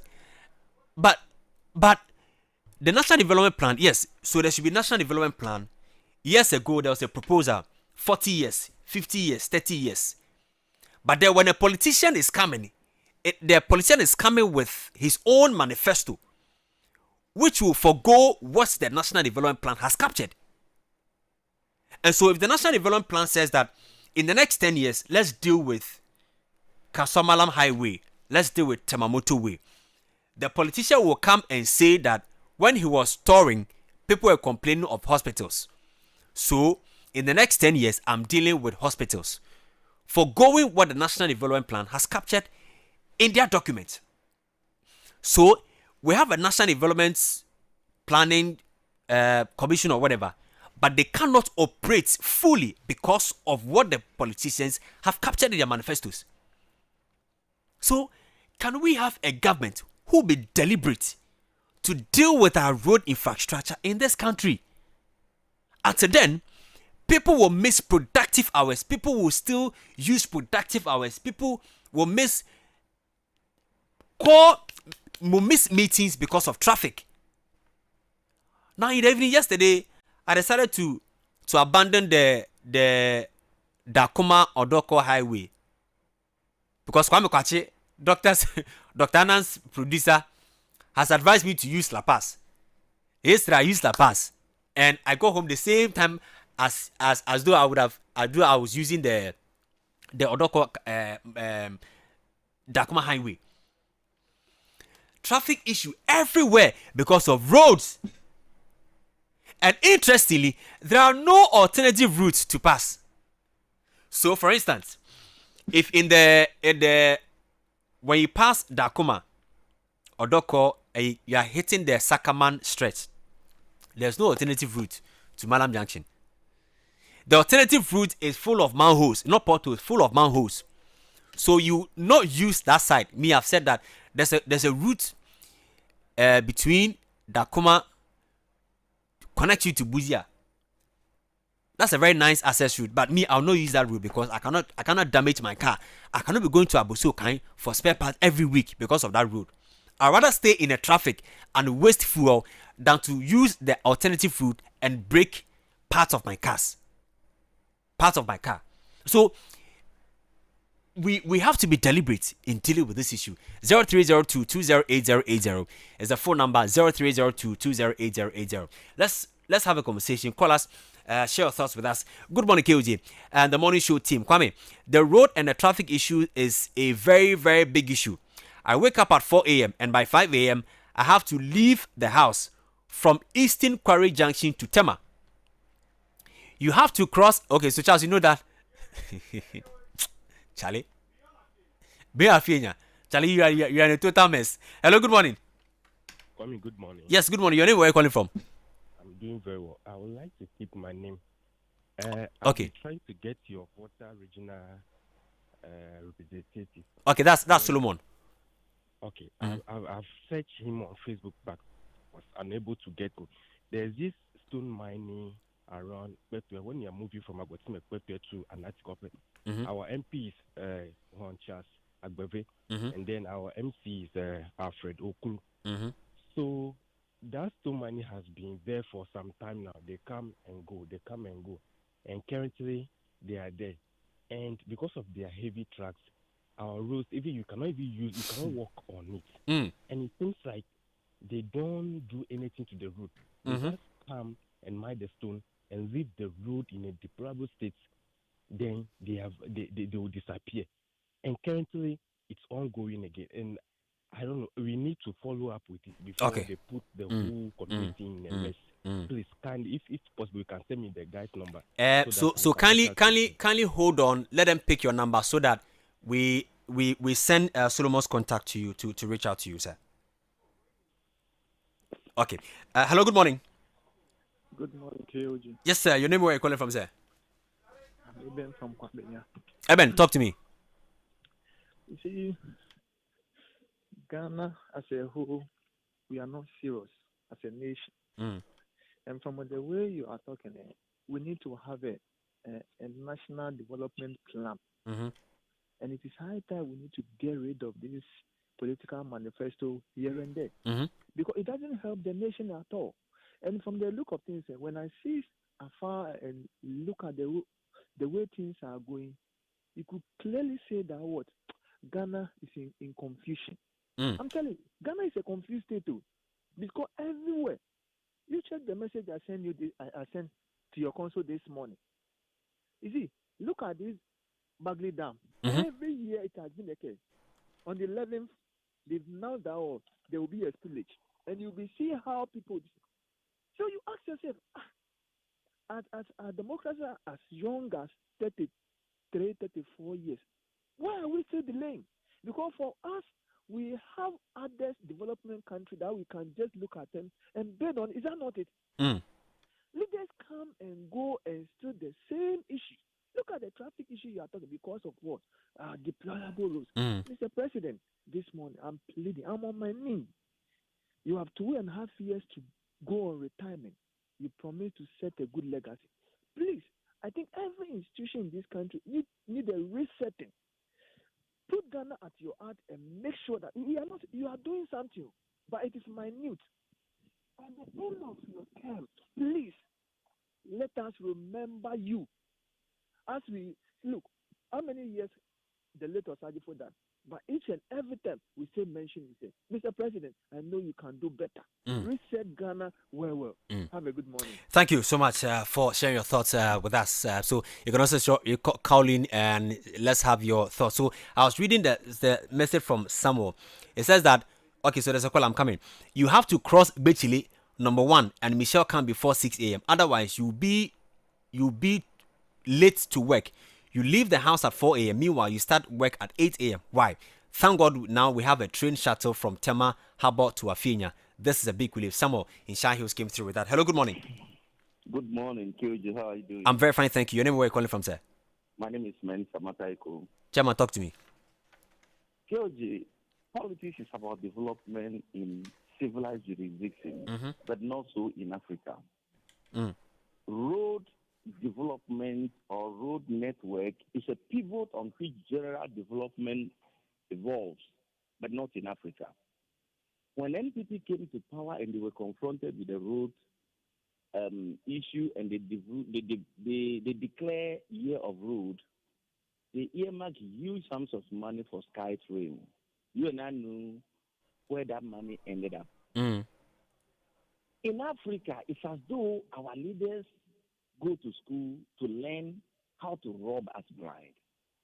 I was telling you guys the other time that I knew people in this country who went to the same school, Clinton, Obama's, name them all went to. But these guys went to their countries to develop. While our own guys came and they become hardened criminals with pen. Africa is a disaster. We lack leadership. Look at our situation here. You're talking about roads. No roads our roads need little push. Talking about big push. I feel in a Mataiko community road, when you look at the roads, even cows cannot walk on those roads in a vast country in this 21st century.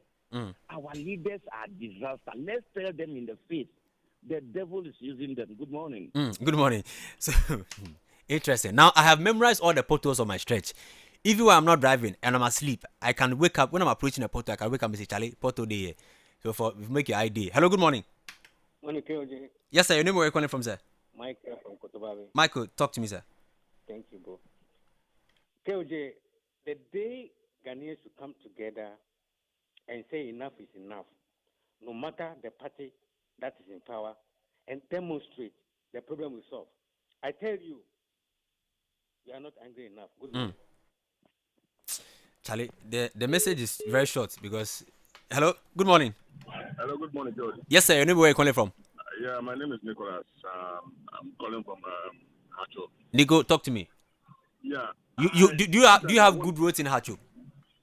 Is there? Do you have good roads in Hacho? To some extent. I see. To some extent. But I want to ask, the feeder roads and the neighborhood roads and the highway, what are their job description? Because they are doing nothing about our roads and they are supervising those roads. You understand me?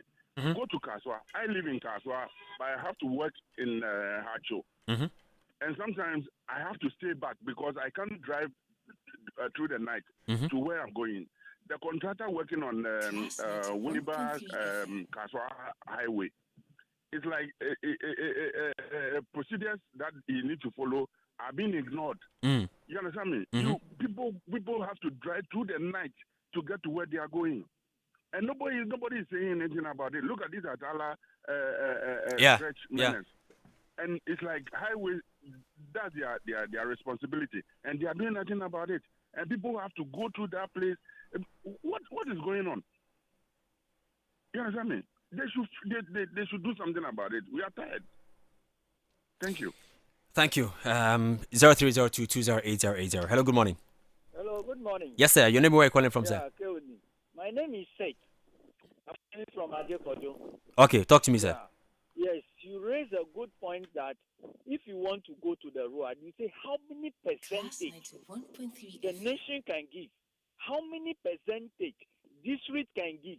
And somebody mentioned we have a feeder road, we have a highway, and we have a urban road. How many percentage of all that road? And every year, how many percentage? You see, National Planning Commission, I also saying that National Planning Commission will have a policy for all the political parties for manifesto. So when they are coming to ruler, they have to tell them that we have a feeder road, this percentage in across the nation. And these are the districts which are benefiting from this percentage. So we can know how many percentage. And those who are monitoring evaluation, and then they will say that in terms of my first month in the office, this is the percentage we have. It is a real question you're asking. How many percentage of the good road we have in this country? I'll leave it for the other ones to continue. Thank you. You can also come through. Hello, good morning. Hello. Yes, sir. Your name, where are you calling from? Yeah, my name is Ima, calling from Amomole. Ima, Amomole. Yes. You Amomole there, you don't have good roads, crowd. Master, my Charlie. brother. You know,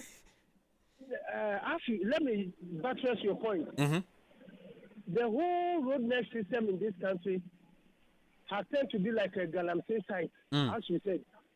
My brother, governance is a continuation thing. You know what? As you were making reference to your neighbor who started his car engine, my brother, I was gripped by sleep this morning. I was so exhausted yesterday from work. Heavy traffic. But what am I supposed to do? I have to truncate my sleep and then move on. I'm here to get to my workplace. I'm on my way. My brother, see, I will put the blame on the past government. Do you get my point? Yes. Hello? Yes, I'm listening. Oh, okay. The past government, because governance is a continuation thing. So, if the past government has done enough, 8 years, my brother, let's look at how they boasted. They've done kilometers of road from here to China. So me, I will not for this government. This government has started on a good note. I will only judge them at the end of their 4-year term. Because when let's look at the express road. Then this Kumasi road, I'm pleading with them. They should do something. That's why they are attending to this new express road. They should do something for us. Because my brother, traveling on this Accra Kumasi road is horrible. So our road network is serious. It has making our pressure rising to, beyond reasonable, level. So me, I've reduced my hospital review from 6 months to 2 months. I'm telling you, our pressure keeps rising because we don't have enough sleep. Exactly, I agree. The pressure is so much. My brother, our road is very, very bad. Very bad. Horrible. Oh, why?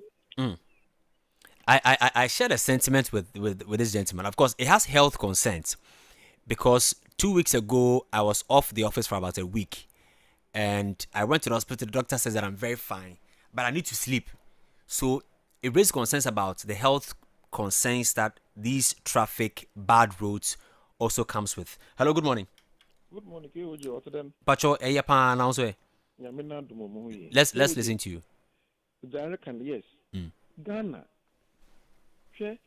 I want to Kaswa Malam Junction. Kuna kusha sushi board ye. Kuna kusha Dunkau. Yaho. KOJ.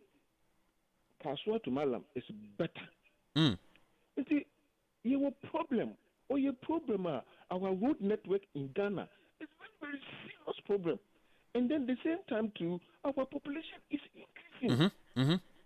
Our population is increasing. Obia doing a car. Kaswa area wa.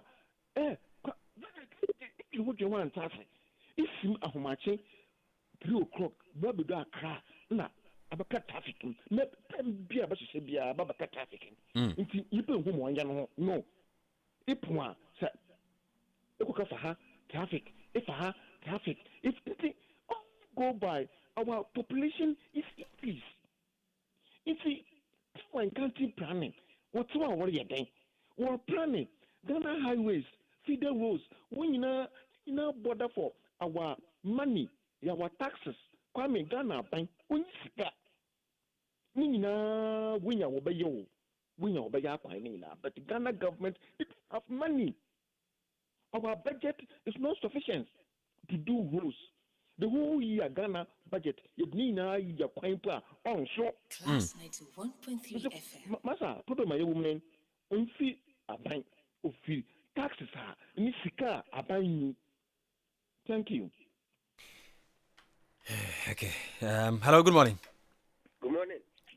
Yeah, your name where you calling from, sir? I am Toto Pachi. Ashima Suba Kanable. Calling from Domekwabenya. Talk to me, sir. Taifa. Talk to me. My brother, how are you doing? I'm very fine. And where is my one and only boss, Chairman Kwame? He's taking some rest. Okay, he needs to rest. He's suffering too much. Why? That's you, owe Ghana. That Ghana belongs to him. Once I rest and have your peace. Charlie, man must survive. No be easy. Thank you for the good work you are doing for the nation. May God bless you and protect Amen. you. Amen. Amen. KOG, you know something? I am sad. I am sad. But I will gather my vim and then do it as well. I use moto. I'm a rider. So I've been using several routes in Greater Accra only, and sometimes extend to maybe Kaswa. This Malam Kaswa road you are talking about, the first, just last week when I ride through that stretch, I said, wow, what is this? So they have to divert from Kaswa coming to join from Accra going to Kaswa to make it one way, just because of the mess on the other stretch. I said, wow, what is this? And but my ended caller just said that Ghana does not have money. It's a big lie. Has he been listening to account committee, whatever? Did he hear the mentioning of huge sums that even ECG alone has squandered? Big money that they have spent, which they cannot account for. Ghana has money. Only thing that Ghana does not have is a can-do spirit or to crack the ship. If Ghana, especially the president, can crack the ship, Ghana has more than billions to cater for this road. Go to Dodua, Adenta Dodua route.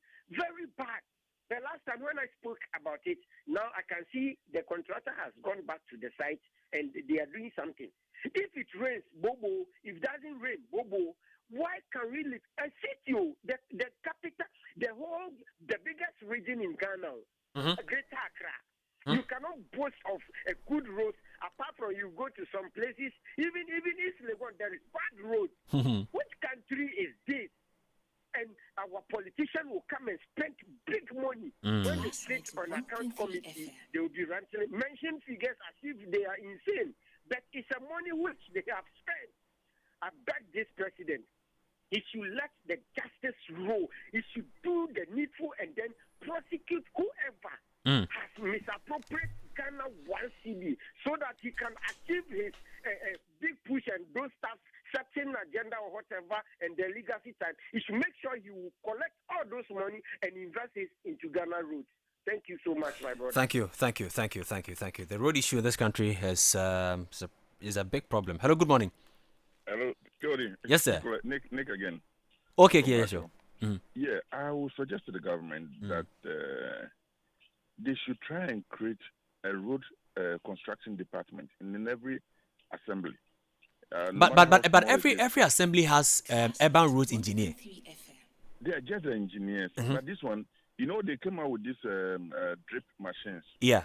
Which is enough to create a mini construction unit in every assembly. They teach them how to do some rehabilitations and all that, so that they can be able to fix road in other places, construct some those small roads and all that.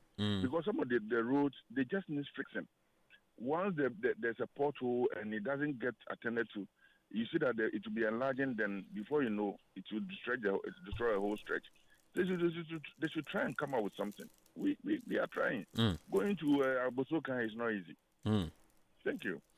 Right. 030220. We'll just pick up on maybe 2 or 3 calls and then we end this segment. Hello, good morning. Good morning. How are you? Very fine, thank you. Your name, where you calling from, sir? My name is Papa Bisu, my brother. Oh, Papa Bisu. Let's hear you. You know, when you are within your what they call it, locality, Mm-hmm. you'll be thinking that government is not doing well. I would say that with the road network, government is on it seriously. I traveled to Tadi 2 days ago, and I was amazed by how from, let's say, Kaswa enclave down to even what they call it, past Makisim, right down to Takoradi enclave. Charlie, has a major road network going on. I was shocked. Just like the Sawam to what they call it, sorry, what was the name? Opanko to Sawam side to. I'm sure same is happening around us after Sawam. There are some major this thing that is going on. But the missing link, my brother, is within our locality. The municipal assembly, the MCs, they were headache, some of them. Because you don't expect the president to come down to that level. That's why he appointed you as an MC to see to that sort of thing. The drip machines, they are there idly. We have some ropes that we just need some stones to level that very place with the drip machine, they were leveling it. Mm-hmm. But you see them not doing anything about it. They are creating problem for the president or for this very government. Some of them see. And when we talk, they'll say we shouldn't talk. Mm. I get what I'm trying to say. They are not helping matters. I'm telling you. Because in general, government is doing that well. But the missing link, I said, and you have also noticed that some of the MCs, they need to wake up. Seriously. Or they have to be kicked out. They have to be kicked out so that we can have a proper governance down the level that at our local level. Have a good day, my brother. Thank you. Last two calls. Hello, good morning. Sorry, I've lost this one. 0302208080. This one says, "Good morning, KOJ. You've made the right call at appropriate time. The roads in Accra everywhere is bad. Many of these were hitherto first class, especially the Accra Kaswa. Today, at all the junctions, especially Dakuma to First Light, the First Light, that side road is taken by water flooding with serious stench. You have said it all, and what the government should do is salvage. Okay, I'm not getting the message well. Alassane Ama, someone came through with that message. Hello, good morning. Yeah, this is it. Hello, good morning. Good morning. How are you, sir? Very fine, thank you. Please, let's hear you. Yeah. As for the road network, it's everywhere. We track that the government will speed up in fixing them. If you come to Bonga Tamanzo, I don't think we even have a single one road. Road is good. We have been complaining of, we have this portion from Atadeka to Shaman Market. There is some portion which we call the star oil portion. That place is giving us a headache. If you come to that area and there are some speed ramps, they have developed some manholes, not potholes. So before you come each of that speed ramp, you have to fall on a manhole and descend on a manhole. And he has given us some bad traffic within that area, that stretch. They have to come at least fix those potholes within the speed ramp. I think it will be better. Have a good day, bro. All right, thank you. Let me pick last caller 0302208080. Big Fredo says, "Good morning, Kwame. Please, to see good road to use in Ghana is by connection." Okay, that's what he shares with us. Let me see if I can do this. Okay, I'm not. Okay. So this one's from Enoch in Sakumono says, "Bad roads threatening the safety of our roads." Okay, that's I agree with you. Hello, good morning. Hello, good morning. Hello, good morning. Yeah, your name, where are you calling from, sir? Dave from Adenta. Okay, let's hear you. My brother, why before they banned the road tone? And we know before Ghana not civilized, 74 and if I came, only one road we use. We just have plan. Before we are not plenty, our plans are low. Now we plenty. Now the country develop. People get big. We have problem, you know. How we not use laws to work? That's why our country has problem. So people show love with that document and big house, and it's not in our law. Especially the capital. The capital has to be some place that we can. That is the place we civilize. The capital is for the white people. Before we get independence, when we drive them all away from the capital. So the plan of the capital there is the city that if somebody can, then we see the Ghanaian civilized.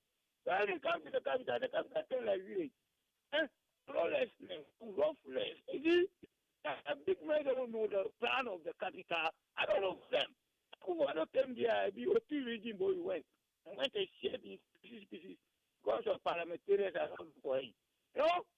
Now, them, I know you see Ghana plan to work and they are knowledge. Huh? That is a mistake they are doing. Our big man, our president, they came, they use them knowledge, the plan of the country. If the cost financial law today say, oh, you have to wake up and be punishing them. Costing financial law, they're working on the plan of the country and using them political power, every time free education, where the citizens are suffering. I think if it is now where. The citizens are suffering, that they are doing some game. That's why we wake up on them, say we are hungry. If they can stay in house and sleep. But Ghanaians wake up and went to them and find food from our big men, say they can feed us. People don't really know about my brother. Fire upon them, you know. Chairman, you let's leave it here. Last caller. Okay. Hello, good morning. My brother, good morning. Good morning, sir. Your name, where are you calling from? This Anand Sapperman. Anand Sapperman, let's hear you. My brother, God bless you. And when Master Kwame is, I'm greeting him, Mr. Kwame Jnr. And then I'm greeting my honorable said my being the honorable Koshia Chama. My brother, this morning I will talk about the position of corruption, the issue of corruption. But I'm very sad since yesterday. So this morning that report also came. Yesterday I was talking with my mom and my junior sister, 17 years. She completed SS this year, and my mom was talking and she said, this year, the next year, I might try some migration and I say, and I'm going to make out and I will brought them to the phone or motor. So, when this your motobi, as your moya. And I'm make us say, I did a bribe. I can't be an unknown make us like sister Mr. Channel. Yamine will protocol. I can't be an unknown will protocol near me and watch Ubecho. Just 17 years old. That's how they and the report we are back there. Or my corruption. Okay. Maybe I hope to a sense that or mine then a young, I'm a young cafe, or mine you. And as something for a didn't demand on our woman this canoe. If you or mine you, national city then or more. Okay. Right.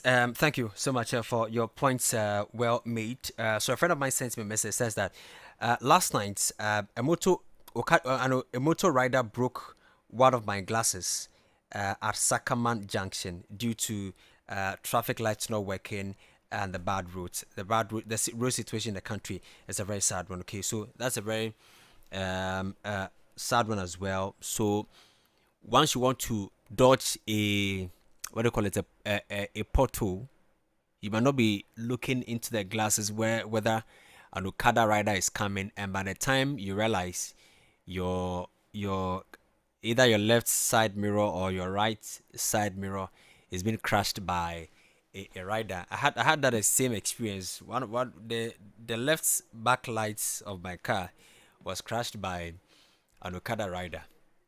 Anyway, so this is Class Morning Show on Class 91.3 FM in Accra. We have a big interview coming up shortly. In the next few minutes, Professor Samuel Bequim is the Director General of NACA. That conversation will be handled by my colleague Charles Akofi. Of course, we'll be talking about, of course, we know that the National Council for Curriculum and Assessments are battling with lots of issues when it comes to curriculum in the country, basic education, secondary education, what the government needs to do, the content of educational materials and all that. And the challenges, in fact, they are dealing with as a company. We'll talk about that this morning shortly on the show. This is Class 91.3.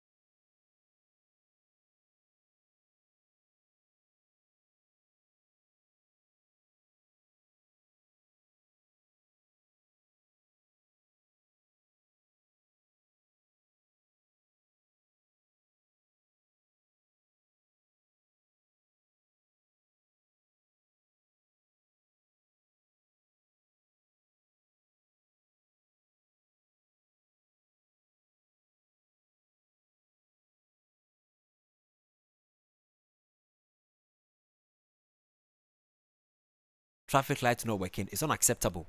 In front of the National Police Headquarters, traffic light not working is unacceptable.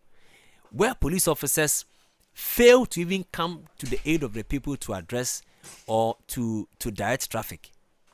It's a serious matter that we need to deal with. The area boys, like we say, are seated. Dr. Desmond Kofi Annan is here, and then Charles Akofi is also here. We'll start a conversation. He's a voice prefect actually. We'll start a conversation with the road network we're talking about, because Charles has an experience with the road networks because he's familiar with the Ashaman attack the car. When I hear some names, what's attack the car? Ashama has every day, boo. Ashama. Middle East thing now. Yeah. Middle East is a residential area. Oh, really? Yeah. Ashama, what's the name? Ashama Middle East. Yes, so it's Middle East. Galilee. Yes, there's Galilee, there's Jericho, there's Jerusalem. So now we have, what's it called? New York. We have Bethlehem. Wow. We have, Charlie, Ashama has everything. There's everything some in Ashama. You have New York? Yeah, we have New York in Ashama. Then there'll be California very soon. We have everything. Everything is in Ashama. Charlie, Ashama. I see. But Charles, what's your own experience with the road networks in the routes that you use most often?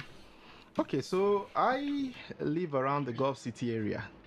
And Gulf City, for anyone who knows this area, knows that it used to be a very plush place for, you know, the so to speak, the bourgeoisies in society and what have you, because of the location of the golf course in that area. You know, there's a golf course there. That's why it is known as the Gulf City. Okay. So my area, pretty much, the roads are very, very bad. Very bad. And constantly I'm on phone with the Member of Parliament, Joe T, who once upon a time was on this program and then talked about what measures he was putting in place in terms of addressing the concerns of the people there. In fact, growing up within the Tema Enclave, I lived within the Community 5 area for a very long time. And so I'm just used to the very beautiful Tema with good roads and what have you. So when I decided that I would get off the family nest to tie the knot with someone different from a different family, I decided that I would relocate from the Community 5 area. What's the problem? He's making an establishment. So this embellishment. I don't know why this guy has a problem. You know, one ardent listener sent me a message some time ago that this your child. Always my wife. My wife. My wife. Oh, I love it. Hey, he says, when a man falls in love. Dog, it's been 10 years. I know. So you should know what I'm talking about. Charlie. But you are doing other things. Don't mind. I would proceed. He's not a serious citizen. Continue. I know. I would proceed with alacrity. And I will not allow you to make me sink into a don't allow the politician to incomprehension without any possible explication. Anyway, that's it. So, Kyoji, I mean, we're talking about the road networks. So I decided that I would move to Gulf City. And, you know, the Gulf City that I used to know had very good roads back in the days. It had very good roads because it had an access route from, say, the Ashaman side of things to the Pram, Adan, Sege, and all of those parts of the country. So if you are even going to the Volta region and say you don't want to use the Atimpoku area, you can use the stretch from Gulf City all the way to Adan. But now the routes, you know, are so terrible, so much in a bad shape that, you know, there's less or little, you know, to talk about in terms of the road network.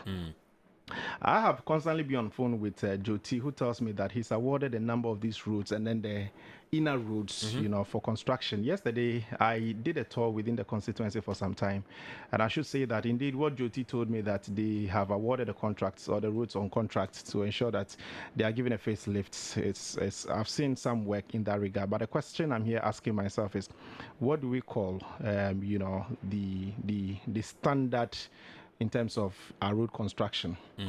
So yesterday I witnessed that a number of these roads have been leveled because a number of them were so much in a bad shape. You know, potholes, and in fact, they are not even asphalted to start with. They are not even asphalted. And so when Juti told me that he's awarded them on contract, I was so happy because it means that it will give some respite to the people, especially those who ply their trade along these routes, because it's full of dust. And so if they've awarded these routes on contract, it means that they are going to do something that would bring some respite to the people in terms of the dusty nature of it and stuff like that. So yesterday I was on an Okada and we were touring the area. And I decided that I wasn't just going to say anything. Then the Okada guy started a conversation Boss, so you see, this is how they say they are going to construct the road. Or they've just leveled them and they will leave it at that. Nothing again happens. So now it's a bit more trouble because it's a bit smooth because of the fact that it's been leveled. And so you're able to apply. It's not even all the routes. A lot of the routes are still in bad shape. But the question I'm asking myself is, and this morning, good morning to my very good friend, Honorable Joti. He listens to us a lot. So I'm sure chances are that he's listening to the program.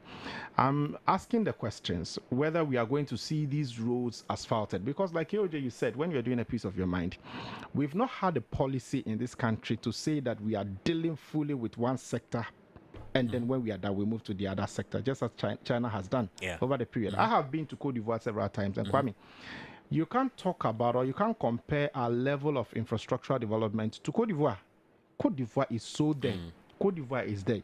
The road networks, of course, we can understand that it's not all the roads, but we can't compare the road networks here in terms of how good or otherwise they are to Cote d'Ivoire. They are way, way, way ahead of us. And so when I move around our communities and move around or use the main roads in this country and I find that they are deteriorating, I cringe a lot because you find a contractor who has been given a contract and all he does is, pardon my ignorance in this field, but I'm looking at things as a Ghanaian, as a layman who is also asking questions. So they just, spread some bitumen on it and then some gravels and that's it. That's all. Sometimes you speak to people and then they tell you, oh, this is the first layer. There should be a second layer. There should be a third layer, which means that it will be compact. It will be hard enough to stand the test of time, to stand the harsh weather conditions. But we live in the country where road projects are done, and then when the rain sets in, it exposes us. And so it speaks to the shoddy works that some of these contractors do in this country. And we've seen the roads and transport, that's highways.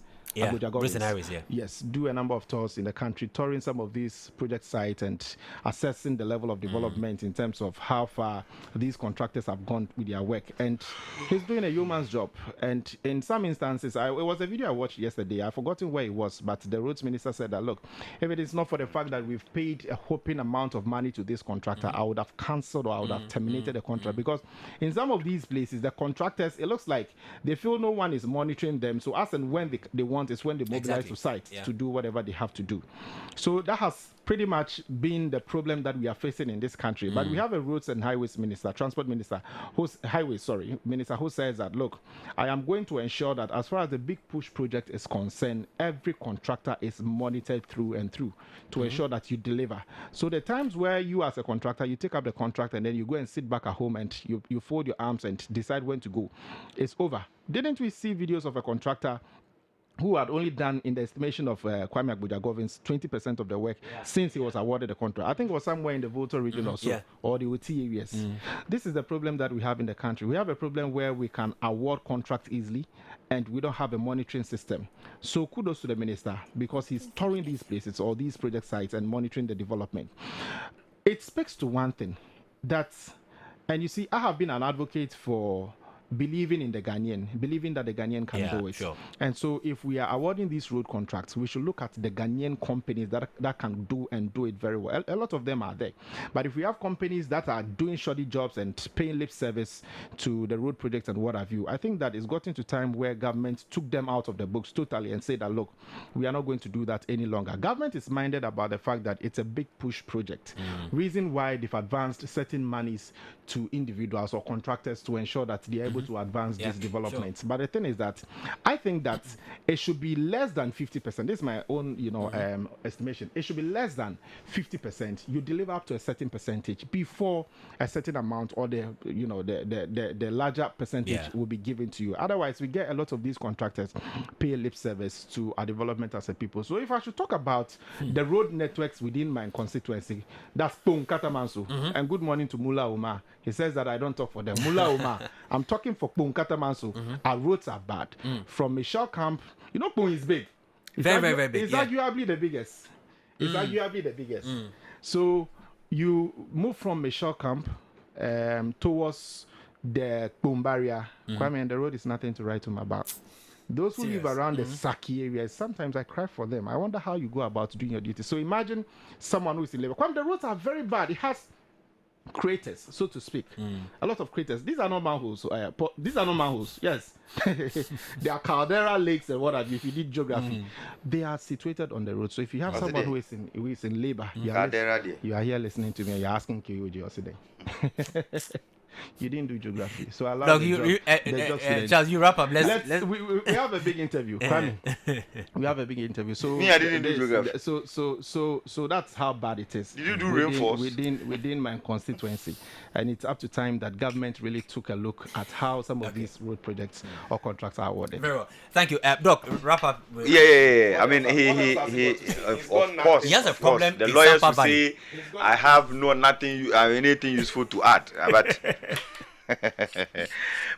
I mean, Charlie, subject on point, because Charlie, we have talked about this road network thing for far too long. There are some of them, and I like the bit where you said there could not, in fact, there cannot be any big push road omitting Kaswa, the Kaswa Malam Highway. Kaswa Malam Highway. Impossible. There's no big push road than that. And so we are praying that we are praying that government, is a stretch that leads to a tourism region. Doc and I cannot go to Crown Forest because the road is bad. Exactly, my friend. We have an invitation to go to Crown Forest and chill. Yes. But we've not able to go there. Forget it. That what? Right. Yes. We'll look for so I mean, government should prioritize some of these. Yeah. I mean, a road that leads to Abidjan, whatever. Actually, no. Anyway, maybe I can talk about Kaswa, Atadika and Co. They are on their own. I mean, he's that. Atadika is Wingo Beach area. Ashama Zenu and those people, they were serious. I'm sure. There's this area, Tulaku.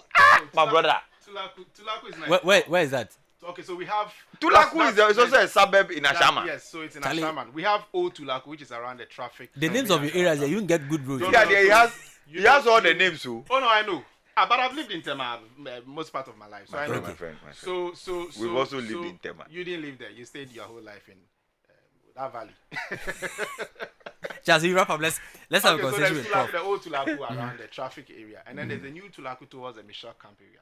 That's where these. I'm looking for the word. These are folks apply their trade. They sell the cow. Oh, okay. I see. Anyway, so up next is a conversation with Professor Samuel Bakwin, Director General of NACA, and that conversation. It's good to have a professor talk. Hey. And that conversation. That conversation will be handled by Charles Akofe. Lots of messages on the road conversation we've had this morning. So let's take a musical break. We're back with that conversation.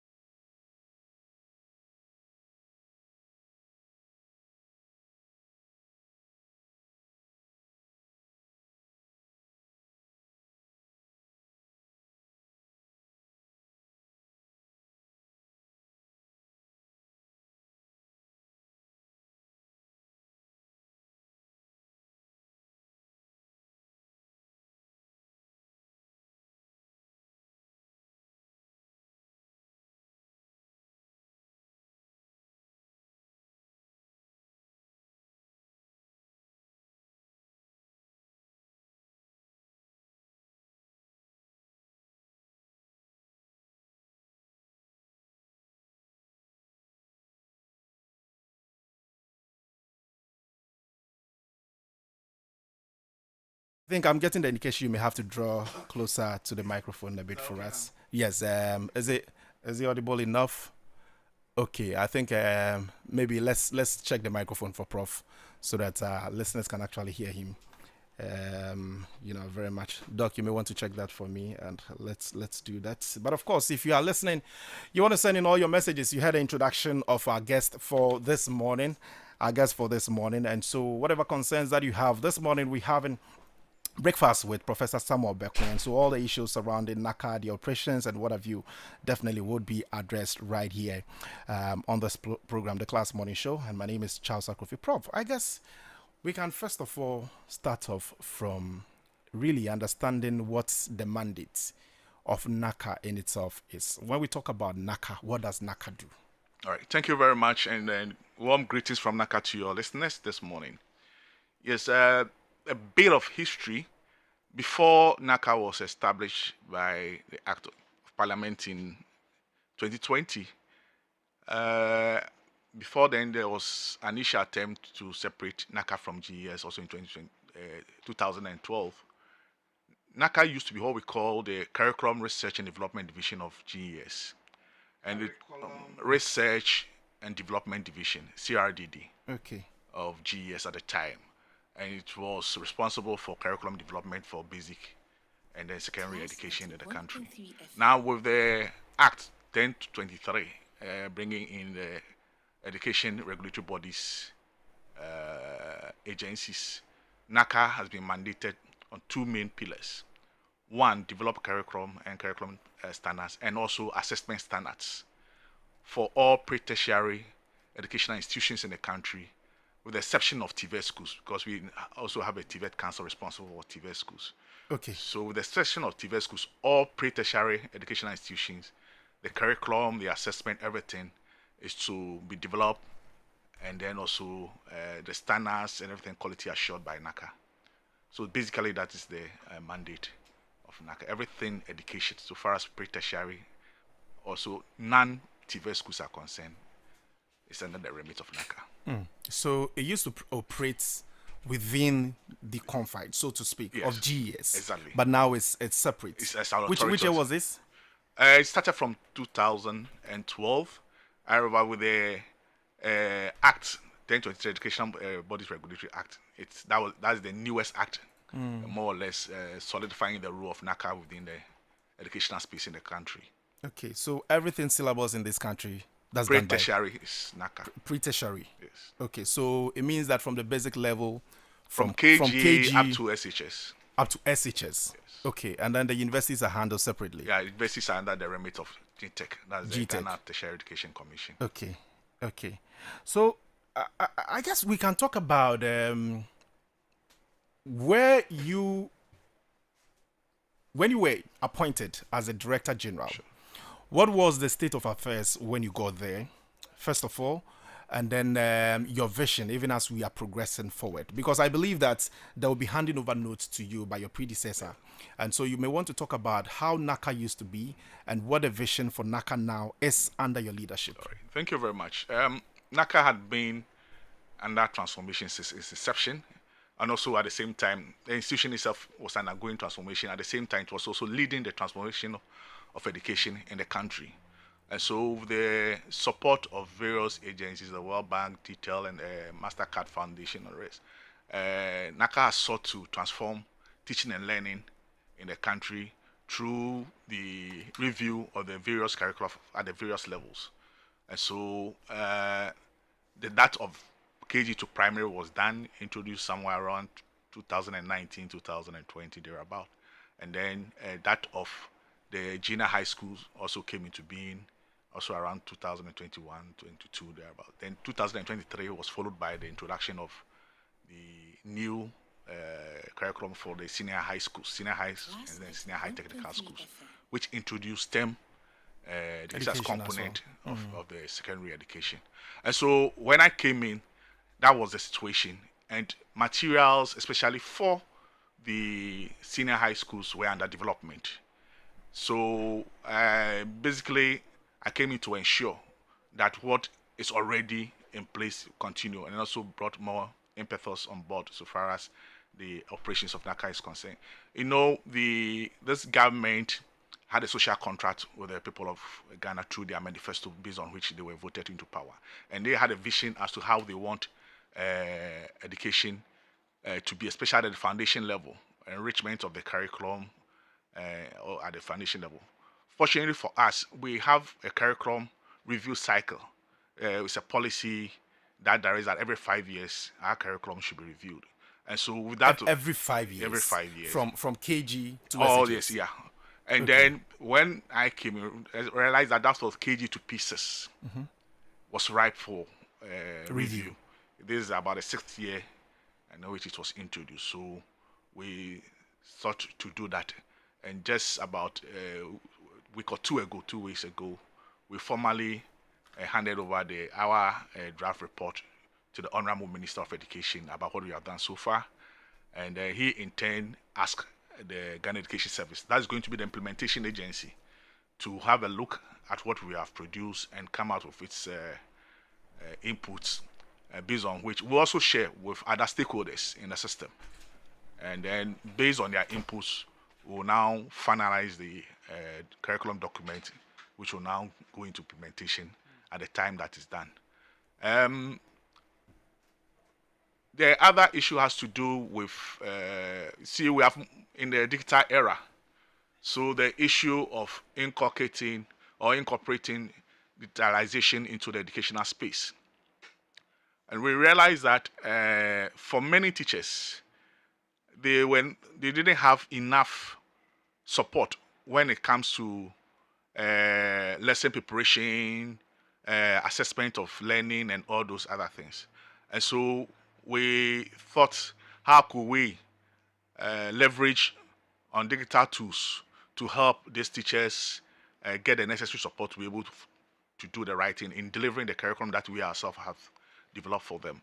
And so at the secondary school level, also together with GS and other partners, we came up with what we call the subject-specific app, and that's during my time. The subject-specific app that helps teachers to really plan their lessons at that level, and then also to properly or authentically assess their students based on the levels that we have developed for them, so that they get appropriate assessment titles. Because one other challenge that we have in this country is assessment literacy among educators or teachers. It's not only at the basic level, it cut across. Myself, I've taught at the basic level before, I've also moved to the university level before, so I speak with that experience and that observation. When you talk about assessment literacy, what really do you mean? How to assess and what to assess. Okay. Has always been a challenge. And so when people talk of our education system being too much loaded with recall or memorization, it all boils down to how the assessment is done. Because even the previous curriculum that we changed, the objective-based curriculum, if you look at the objective based on the Bloom's taxonomy, we have higher order learnings in there that if teachers were really assessing based on that, it could have still developed creativity and innovation skills among the learners. But because the recall was seen as the easiest way to questions to set and also mark, many of us were following that direction to the exclusion of those higher order learning.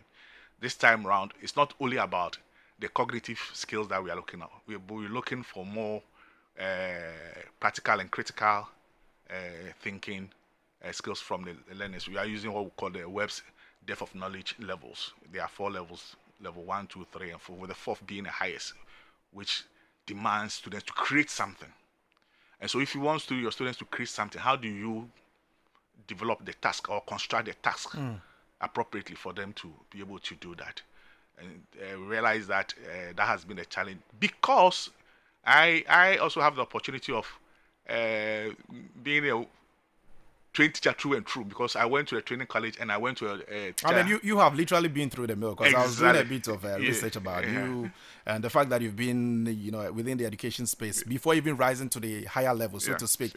18 years within the system. You did stuff with the University of Education, and you were the dean of the Faculty of Social Sciences. Social Sciences. I was doing a bit of research about you and all of that. So I have the opportunity of being in all the levels, right, so to speak. And the training too. I was trained as a Set A teacher, and I went to the university also to train as a B.Ed teacher. I see. And in both training, the issue of assessment was underplayed. Most often, training focuses on the methods of delivering the curriculum, but very little as to how to assess. But then, delivering the curriculum or teaching moves hand in hand with the assessment. So when one is missing, it makes the other somehow, we'll say, will not be walking on 2 feet. It's like only 1 foot, be limping across the. And over the years, that has been the challenge. And so, one of the reasons why we brought in the subject to address this assessment literacy gap among teachers, so that they'll be able to assess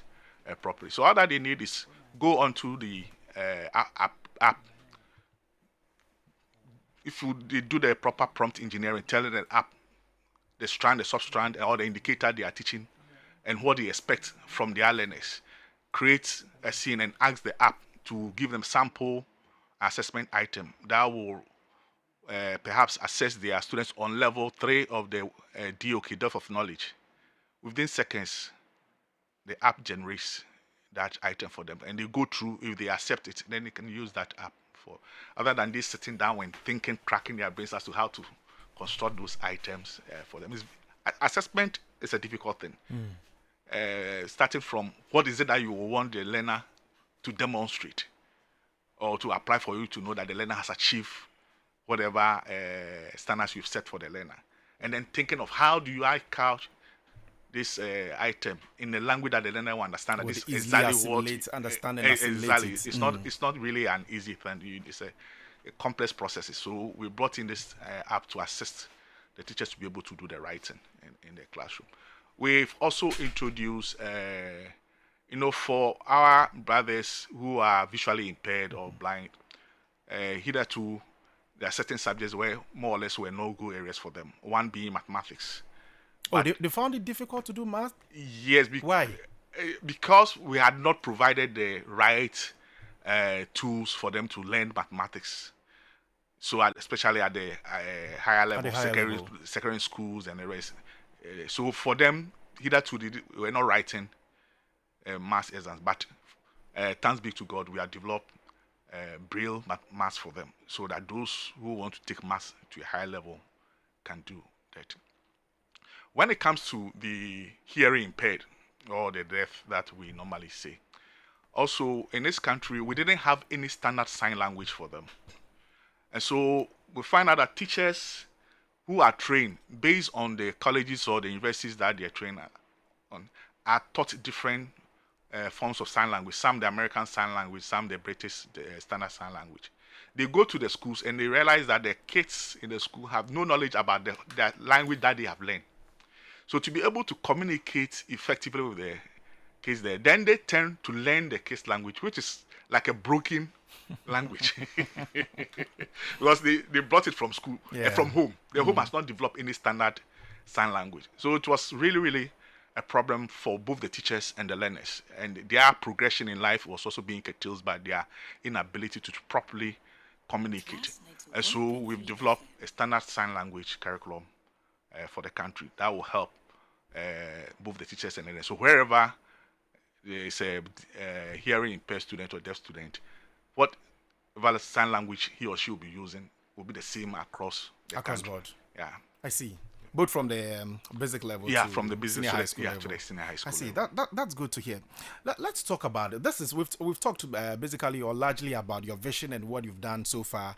As far as your tenure in office is concerned, let's talk about what perhaps is the biggest challenge that you are faced with, because you are working with an institution which deals with coming up with a syllabus and what have you in the country, and pretty much parents will be very much critical in terms of the content and all of those issues. We'll narrow it down, we'll zoom it, down to the specific issues. But what really is the biggest challenge you are faced with as a Director General for NACA now? Yes.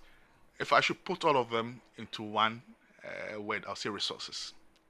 Resources? Yes. You're not well resourced? Yeah, so I'll start from even the human resource. Okay. You see, like I said, NACA is responsible for developing curriculum for the pre-tertiary level. Now, if you take the SHS itself, we have currently We used to even have more, but currently we have about 48 subjects at the SHS level. At the SHS 48 subjects. Yeah, about 48 what does that mean? So for instance, individuals, so English, maths, and all those, altogether about 48 of them. Okay, so in total, countrywide. Yeah. So it's not like they are learning 48. No. Okay, I wanted to be sure. Because of the electives, it's only 4 core electives. Right. So the different electives, everything put together, plus the 4 core is about 48. Okay. And then also with the junior high school, about 12, 13, they're about the same with the primary school. And now, if we are even to say that we need at least one person who is expert in the various subjects in NACA as an officer in NACA. No, the 48? Yes. That would be difficult. Yeah. So that's the challenge, because we need to research. You see, you don't just, excuse my word, stand up and say you're going to develop curriculum. There are several things that goes into curriculum development. If you are reviewing a curriculum, that exercise that we just did, one of the basic things that you should do, which previously we're not doing, is to evaluate the existing curriculum to see whether what you intend bringing on board is not already in there, so that you will not go and do repetition. And also whether there are existing gaps in both the content and the delivery of that existing one. Because if you are reviewing, you must address existing challenges before you bring new things on board. And if you are bringing new things on board, how are you bringing them? You do needs assessment to say these are the new things that we need to bring on board. Are you bringing them on board as an integration to existing subject, or are you bringing them on board as different subjects on their own? But doing so also have in mind of the issue of curriculum overload in the terms of the number of subjects that learners are going to learn in the classroom. And so you need to do serious research and all those things to be able to arrive at what the core issues are. Because sometimes you realize that some of the core issues that needs to be addressed could be addressed by other agencies of education. The school is not the only agency responsible for education. Yeah, radio, media, they are all playing some role. And so if, because of lack of space, some of these issues could quickly and efficiently be addressed by these other agencies, you don't make it a curricular issues. It is only issues that are beyond the other agencies that you think that it's only the school that can address these issues that becomes part of the curriculum. And it all depends on somebody who is dedicated, subject by subject, because the issues of mathematics, even though mathematics is closer to physics, the issues of mathematics will be quite different from the issues of physics. The issues of chemistry will be different from biology. English, Twi, Gan, they are all languages, but their issues may be different. And so to really get the requisite number of expertise within NACA, then it means that at least, as I said, for every subject, there should be a person who will be leading this kind of research in there. And then you come in even with the GHS subjects, you come in with the primary school subjects, and then the KG. You need KG experts. Now, apart from even these people, the subject matter people. Now, an effective curriculum team should involve some core expertise. One is the content area specialist. For content, we can say that okay, we can rely on classroom teachers or people outside. But for curriculum development specialists, designers, once we say NACA is for curriculum, we must have them in NACA. We must have assessment experts. And then we must have instructional experts. So these are the 4 key expertise that you need in any effective curriculum team to be able to deliver a curriculum that is worth its salt for you, because each of them have a role to play. So you don't just assemble people to come and do the curriculum. So 4 category of persons. Yes. Or you need the content. The content, yes. You need the curriculum Assessment, designer. okay. You need the assessment, and you need the instructional person. Okay. So you're talking about the human resource. Yeah. So if you put all these things together, you need about, and the levels that we are to, for NACA to really be effective and efficient running, we need not less than 150. 150. Not less than. And what's your strength currently? 62. 62. Okay. So we tend always to be using outside expertise. So you outsource? Yeah, we almost that's what you always do all have. the Yeah, time, exactly. and that would also come with some financial, exactly, financial and so many other things. So why won't these monies? I'm just thinking aloud. Why won't these monies be invested into, getting the right people on board, so that if they are working with NACA, they are working with NACA for good? I'm sure you've been able to push some of these agenda at the governmental level. We've done so, but it also boils down to the issue of getting financial clearance to do. And that would mean the finance ministry also would have to come in. Yes, come in. We don't know, because we've sent our a request to the minister through the Minister of Education, detailing the kind of staff that we need now. At the time they were given financial clearance for GES to recruit teachers, they gave us some, but it was only 5. Okay, so if we are to add the 5 to the 62, so it means you get 67, which is still woefully inadequate for us.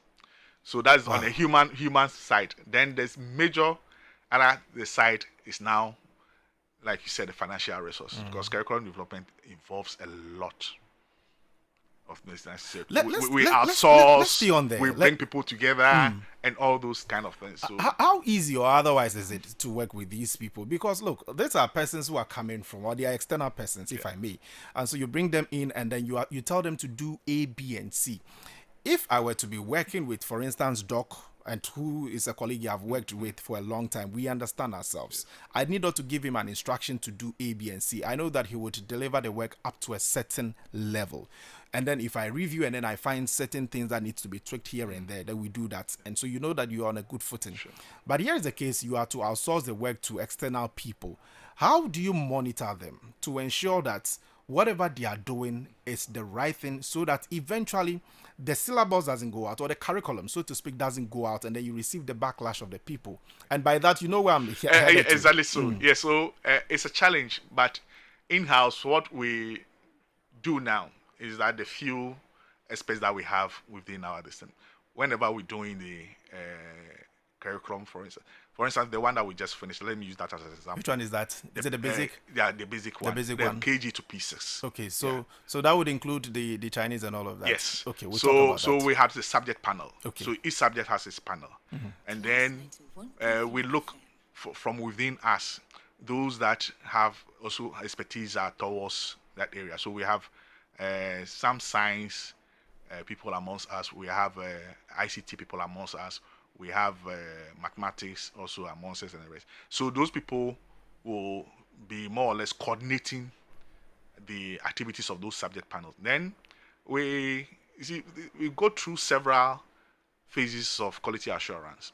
And so within the subject panels, we have what we call the writers and then the reviewers. The writers and the reviewers. Yeah. So part of the panel will be doing the writing, and at whatever stage they get. So we're doing, because we were also a time press, this time we're doing day by day. So at the end of the day, whatever the writers produce, they give it to the reviewers. They spend the night going through. In the next morning, they review. They have to read everything. They have to review. So at a point, some of the reviewers even became writers themselves, because they had to help the writers to cook it. And then also we established what we call a technical working group, also made up of experts. And so whatever the reviewers work on comes to the technical review committee as much as possible. We also have the individual subject expertise. We had assessment expertise. In fact, we couldn't have assessment experts for all the panels. And so the few assessment experts that we have, we consolidated them at the technical working group level that reviewed for all the subjects to ensure that they follow certain principles and then assessment theories. And so that is the kind of way that we went through to do the quality assurance. Now we are not ended yet. And so one of the things, so far as the quality assurance process is concerned, is the minister asking GES to go through it and also come out with its input. So GES also, through its own means, is also quality assuring the document that we have. We're going to, as I indicated, we're going to share it with also other stakeholders. For instance, the private schools, even the Ghana Publishers Association and other publishers, because they more or less also rely on us and publish books accordingly. So they are our stakeholders. We involve them and other stakeholders in the system. We float it to them. We intend to do so by the end of this week, giving them also access to their draft, so that in the end, we'll put together all the comments and then inputs that will come from these various groups. Then we'll now finalize the curriculum is now ready for implementation. We'll get into the specific of things, but so assuming I'm a writer, and I'm to write a book for the usage or consumption of writer in the sense of a curriculum writer or an author or no, a curriculum writer. All right, a curriculum. That's I was looking for the word. All right, okay. Yes, a curriculum writer. Okay. And so what do I do? So I would have to situate whatever content I write within the remit of what the curriculum you have generated is. So in view of that, do you also read the books in itself? The books that have been published? It's not a book that the writers will be writing. Okay. Or is the curriculum itself. So they're expanding on it. For this one, what they did was, as I said, we reviewed the existing one, identified the gaps and the rest. So when we started the review, the writing process, we shared with them our evaluation report. That's the writing group, the total evaluation report, and a subject by subject evaluation report. Then also during that period, the World Bank also brought in two aspects. One for mathematics and the other for literacy. They also did their own evaluation of the numeracy and then literacy bit of the curriculum and give us a report. So we shared that report with them. So we asked them to study the report vis-a-vis the curriculum. So we provided them with the existing curriculum too. So for instance, if the report says that, let's say, this page of the existing curriculum, this thing needs to be tweaked, go there and see whether what the report says is true and then whether you agree, because you're also an expert. Okay. And so that's the process that went through. So they themselves, members of the panel, also identified what to them were, from their perspective, were also gaps. And then we had a debate about it. We all discussed it, and we had now accepted what is it that must go into the review. And so this review that we've done, we realized that about between 70 to 80% of the existing curriculum was retained, with new additions. And what was added were things that were to address the gaps and also to inculcate the new priority areas that we're looking for. And one of the major new priority areas had to do with Ghanaian culture, values, and ethics, and all those other things. Because it's right that knowledge of that character is nothing that we should be so enthused about in this country. What we need in this country to move forward now is people of that good conscience, character, and everything to help us move to the next level that we want. And so right from the beginning, we ensure that this curriculum is value-laden to drive the other competencies that had already been placed in there. So that's what happened in the writing process. Okay, if in case you just tune in, this is the Class Morning Show here on Class 91.3 FM. My name is Charles Akrofi, and studios with me as Professor Samuel Obobisa. I like the name, so I'll be using it often. All right. Professor Samuel Obobisa Bekwin, he's the Director General for NACA, and of course, we're having discussions about the curriculum that they generate for the schools, i.e., the KG, or from the KG level, as we are told, to the senior high school level. And so, if in case you just tune in, you want to send in any comments, any questions that you have for Prof this morning, and then we'll have all the issues addressed right here on the program. So the first 30 minutes we've pretty much dwelt on what the operations of NACA is, your mandate, and all of that. I guess we can now do the specifics, and let's talk about this story here, which generated a lot of controversies, over the past period, and it's got to do with a very sensitive issue. And I'm mindful and very careful about my choice of words this morning. But maybe let me just read portions of the story as we have here, so that we can put things into proper context. It's got to do with the introduction of certain content that is deemed as alien to the Ghanaian culture and traditions, if I may. So the government has no intention to promote, endorse, or introduce lesbian, gay, bisexual, transgender, and queer. The list continues. Content, sometimes internet can fail you. Okay, content at any level of the educational system. That's according to that's the NACA. And you are quoted to have said that, well, our curriculum remains firmly anchored in the socio-cultural fabric of Ghana, constitutional principles, and child-centered development goals. We are grateful for the continued support of the public as we take these responsible steps to ensure our educational resources remain a true reflection of our national identity. So there was a curriculum that was generated, on physical education and health. And in that was the suggestion describing gender, that there is an alternative to male and female. Question is, and of course, the issue was very controversial. We dealt with the issue right here on this platform. And I'm sure that period you were not sleeping. Because definitely people would come at you. And knowing the Ghanaians and how sensitive we are when it comes to some of these issues. First of all, how did this get into educational? That's the physical education and health curriculum in the first place. That's I understand it's for the senior high school. Yeah, it was even an elective, not a core. It wasn't. It was an elective. Yeah. Can you imagine? How did you even get there at the first place? All right, for us to even be talking about that. Yeah, thank you very much. And let me first say that,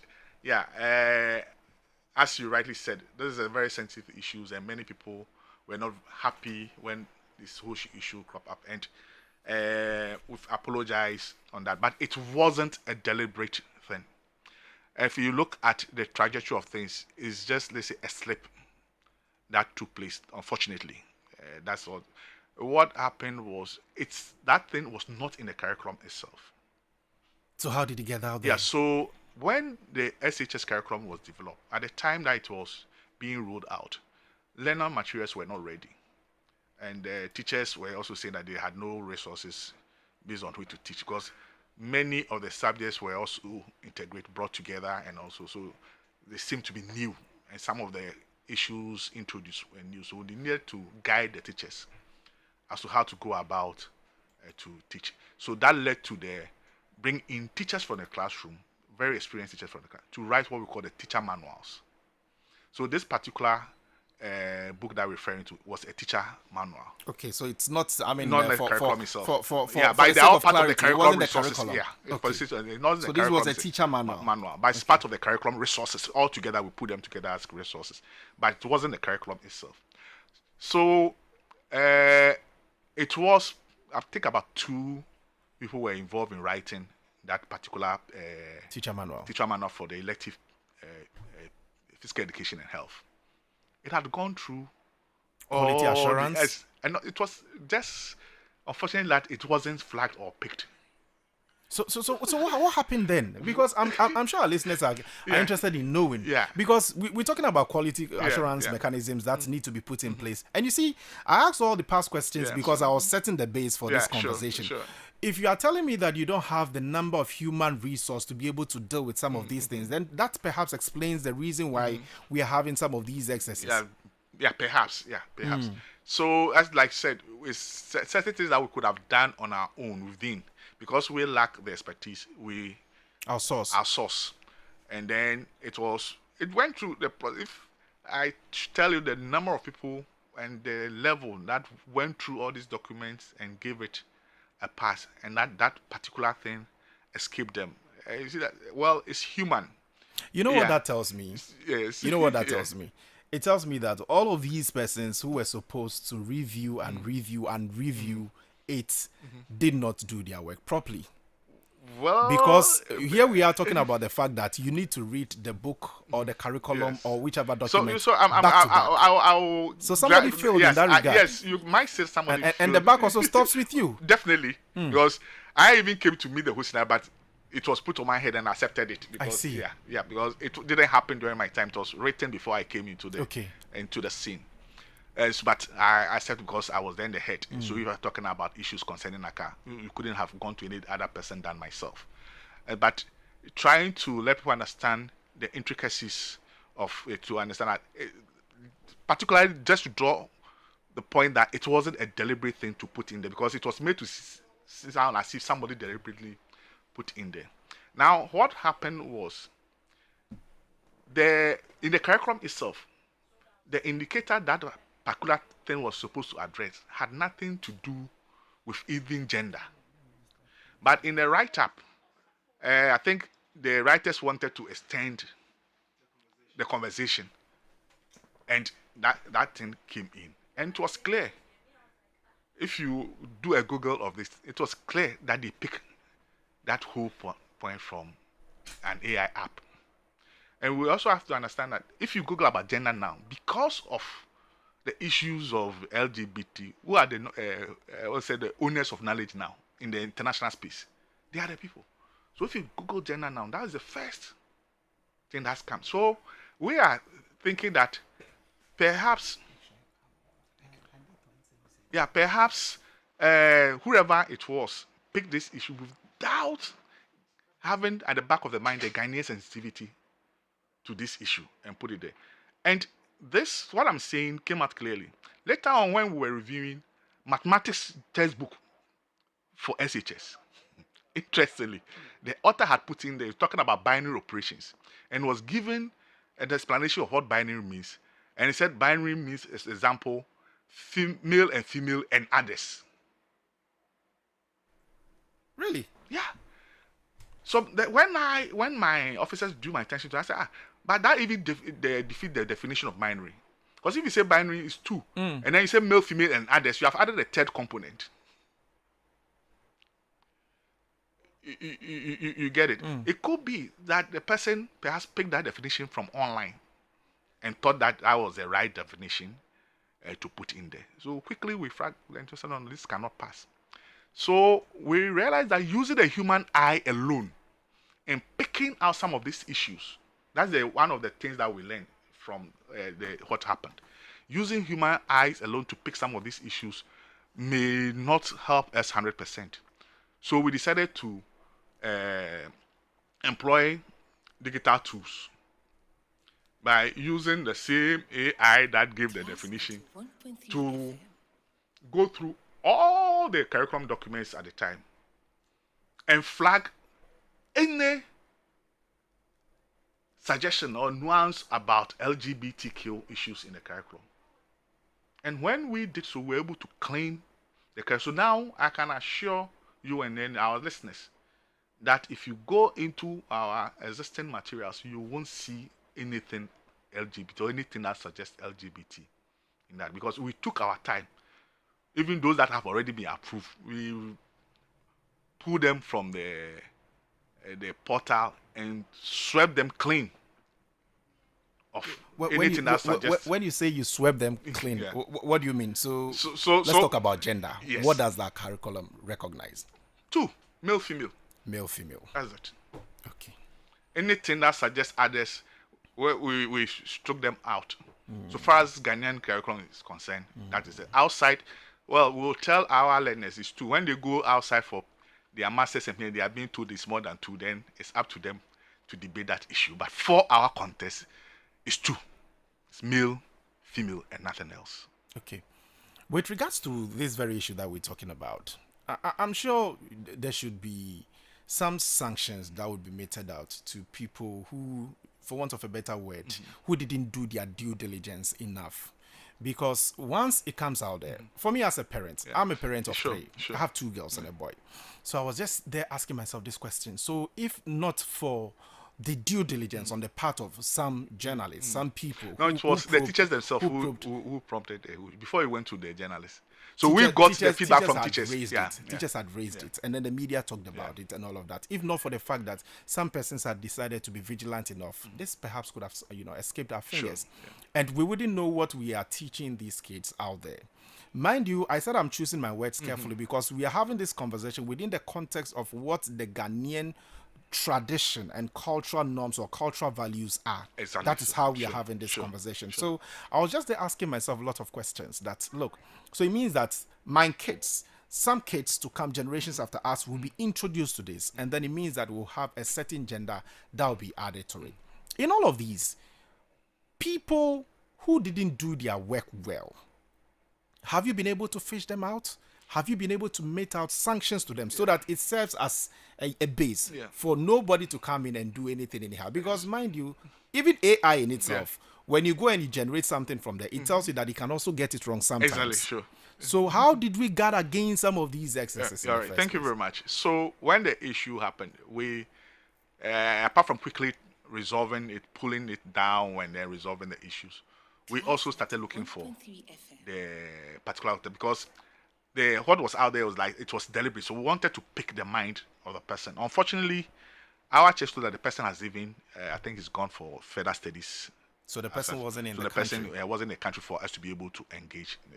But the board of NACA, we discussed it at the board level, and the board gave instructions that, okay, the team that consider those who listen, we should make sure, because they are not our staff, so we cannot directly sanction them. So the only sanction we can apply is not to invite them again. So it's like they are blacklisted. Okay. So going forward, that's what we did. And when we started this exercise of reviewing the curriculum that we've just completed, we made it very clear. In fact, I told the panels that the whole life of NACA depends on them making sure that not a single item of LGBT comes in there. And we told them that if they, so whichever panels involved, we will not only throw your work away, that will be the end. We won't invite you again. So deliberately, they also ensured that nothing of that sort appeared in the new curriculum that we have come out with. So these are the checks that we have put in place to ensure that we don't get that slip that will embarrass all of us again in this country. Now, as I said, even after going through all the several stages of human beings looking at it, we're still using AI to also help us to comb through it. Because, as I said, the human being, especially if you give something for me to review, I review it from the perspective of the content, whether it's addressing the content as I know it to be.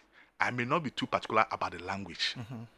And so issues about language may escape me, unless perhaps you bring in somebody who is also dedicated just to look at the language aspect.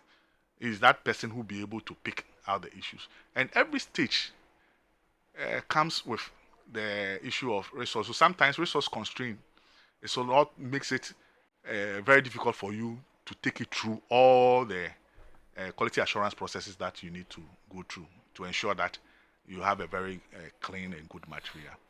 But with the help of digital tools, that one, once you've paid for one app, you can use the app, one single app for all the subjects, because you are just asking it. You give the parameters, come to and see whether such language is in the curriculum, and within seconds you get the report. So for now, we think that will help us.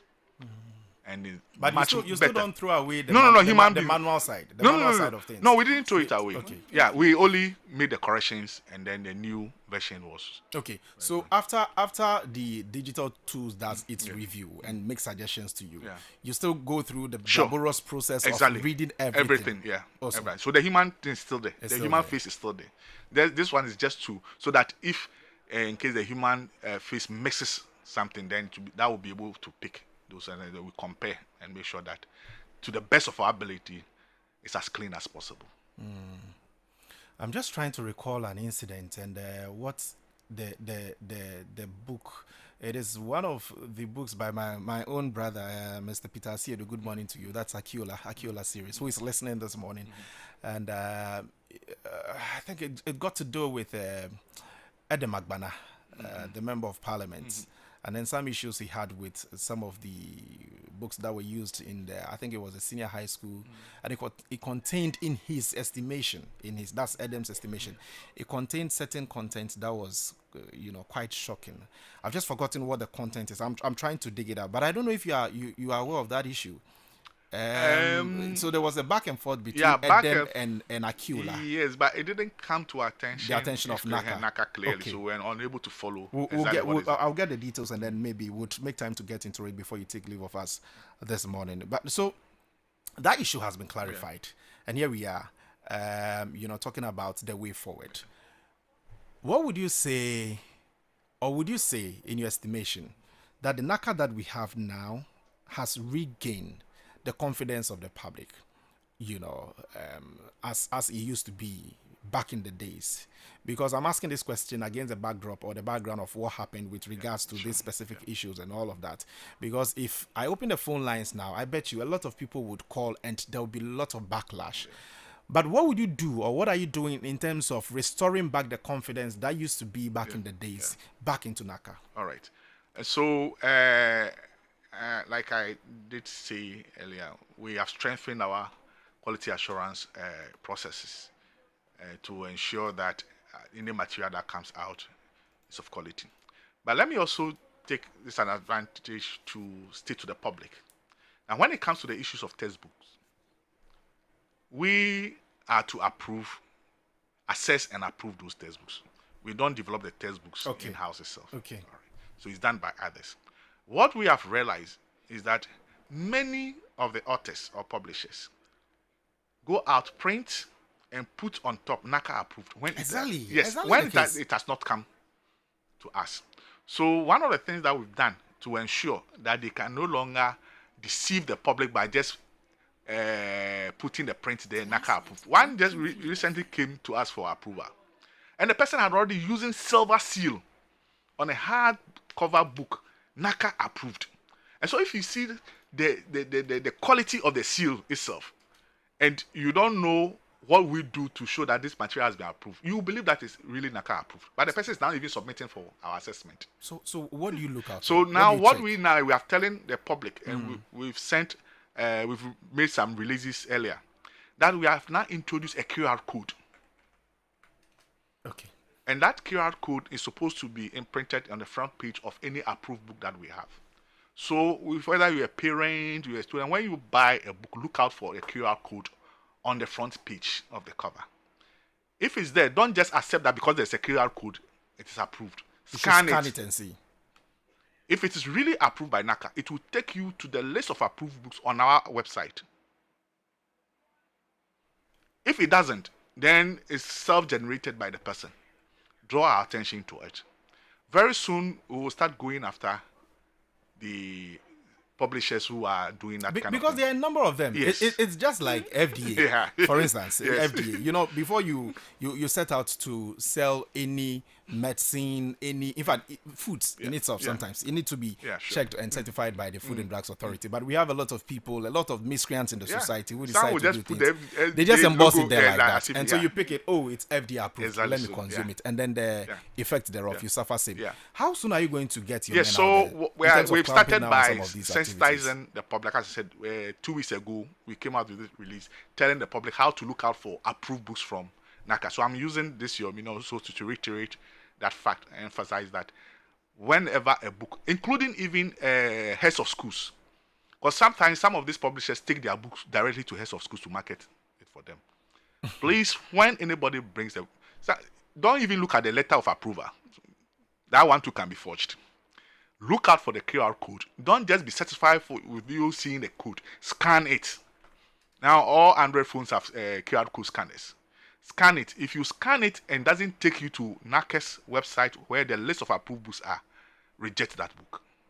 Okay. Because we also have sanctions for heads who entertain said books in their schools. But we will start with the publishers themselves, and then we'll go to the schools. If you come and you have allowed any said books to be sold to learners in your school, we'll also have questions. Yes, we'll hold you accountable. Okay. Before we wrap up the conversation, let's talk about something briefly. You say the curriculum for is it KG? KG to P6. KG. So it means that it should include what the proposal from government is now. The introduction of Chinese. In fact, it is Arabic, our recommendation and French. It's our recommendation to government. To government, not a proposal from government. So let me make it that clear. Okay. So it's from the bottom up. Yes, we are the experts on it. Okay. Okay. So there have been a lot of controversy about it. For me, people genuinely must state their destiny. But some of these are also based on they not being aware or not being informed. For instance, people like Arabic. We are not introducing Arabic as the first time. Arabic has been part of us from time immemorial for long. And I know that even in the and I think French 90s, French too. In the 90s, for instance, the issue of English Arabic schools.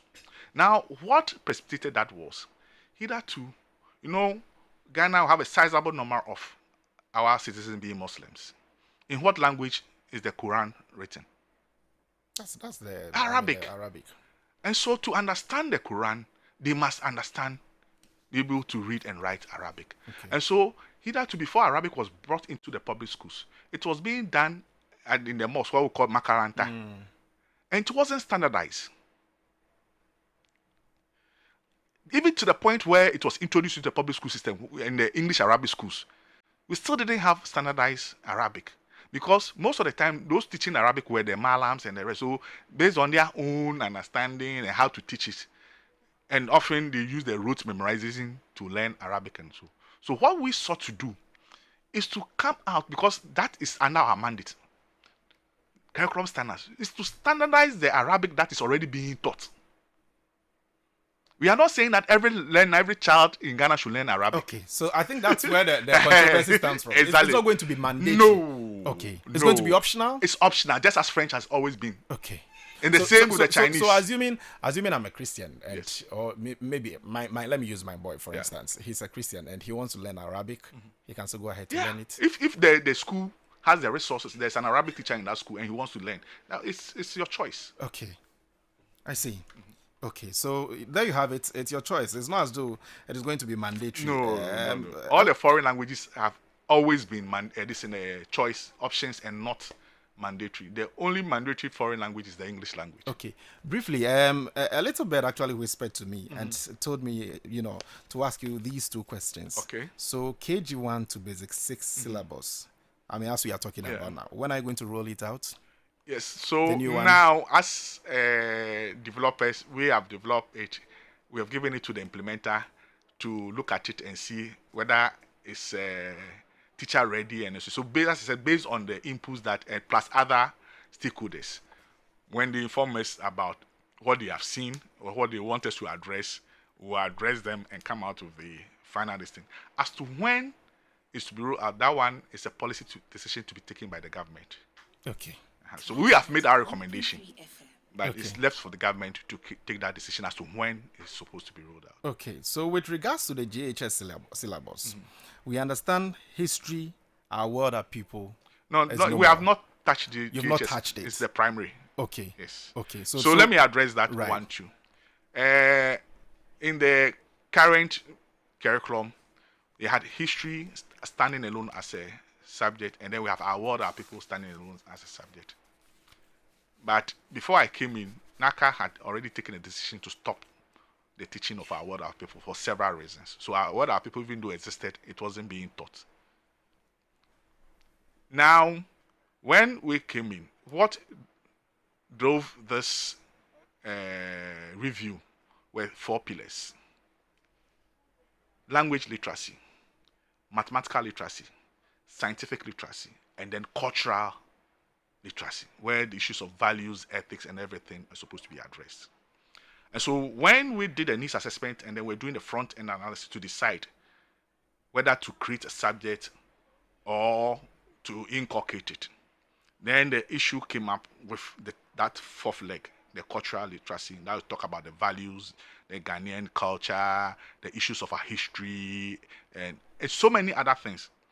Because in the process, we had even petitions from so many organizations requesting us to address certain things. It's not everything that they brought away, but some were very important. For instance, the issue of safety and security at home. Okay. If you look at the current subject, which subject would be best placed to teach that? They were talking about national security also came in. The issue of, also like the issue was when you see something, say something. But if you don't even see it well, how do you see it? So how to even observe well and all those kind of things needed to be addressed. Financial literacy. Teaching the habit of savings and keeping our currencies well right from the KG level. How do we address that? We have issues of digital literacy. Even the usage of social media.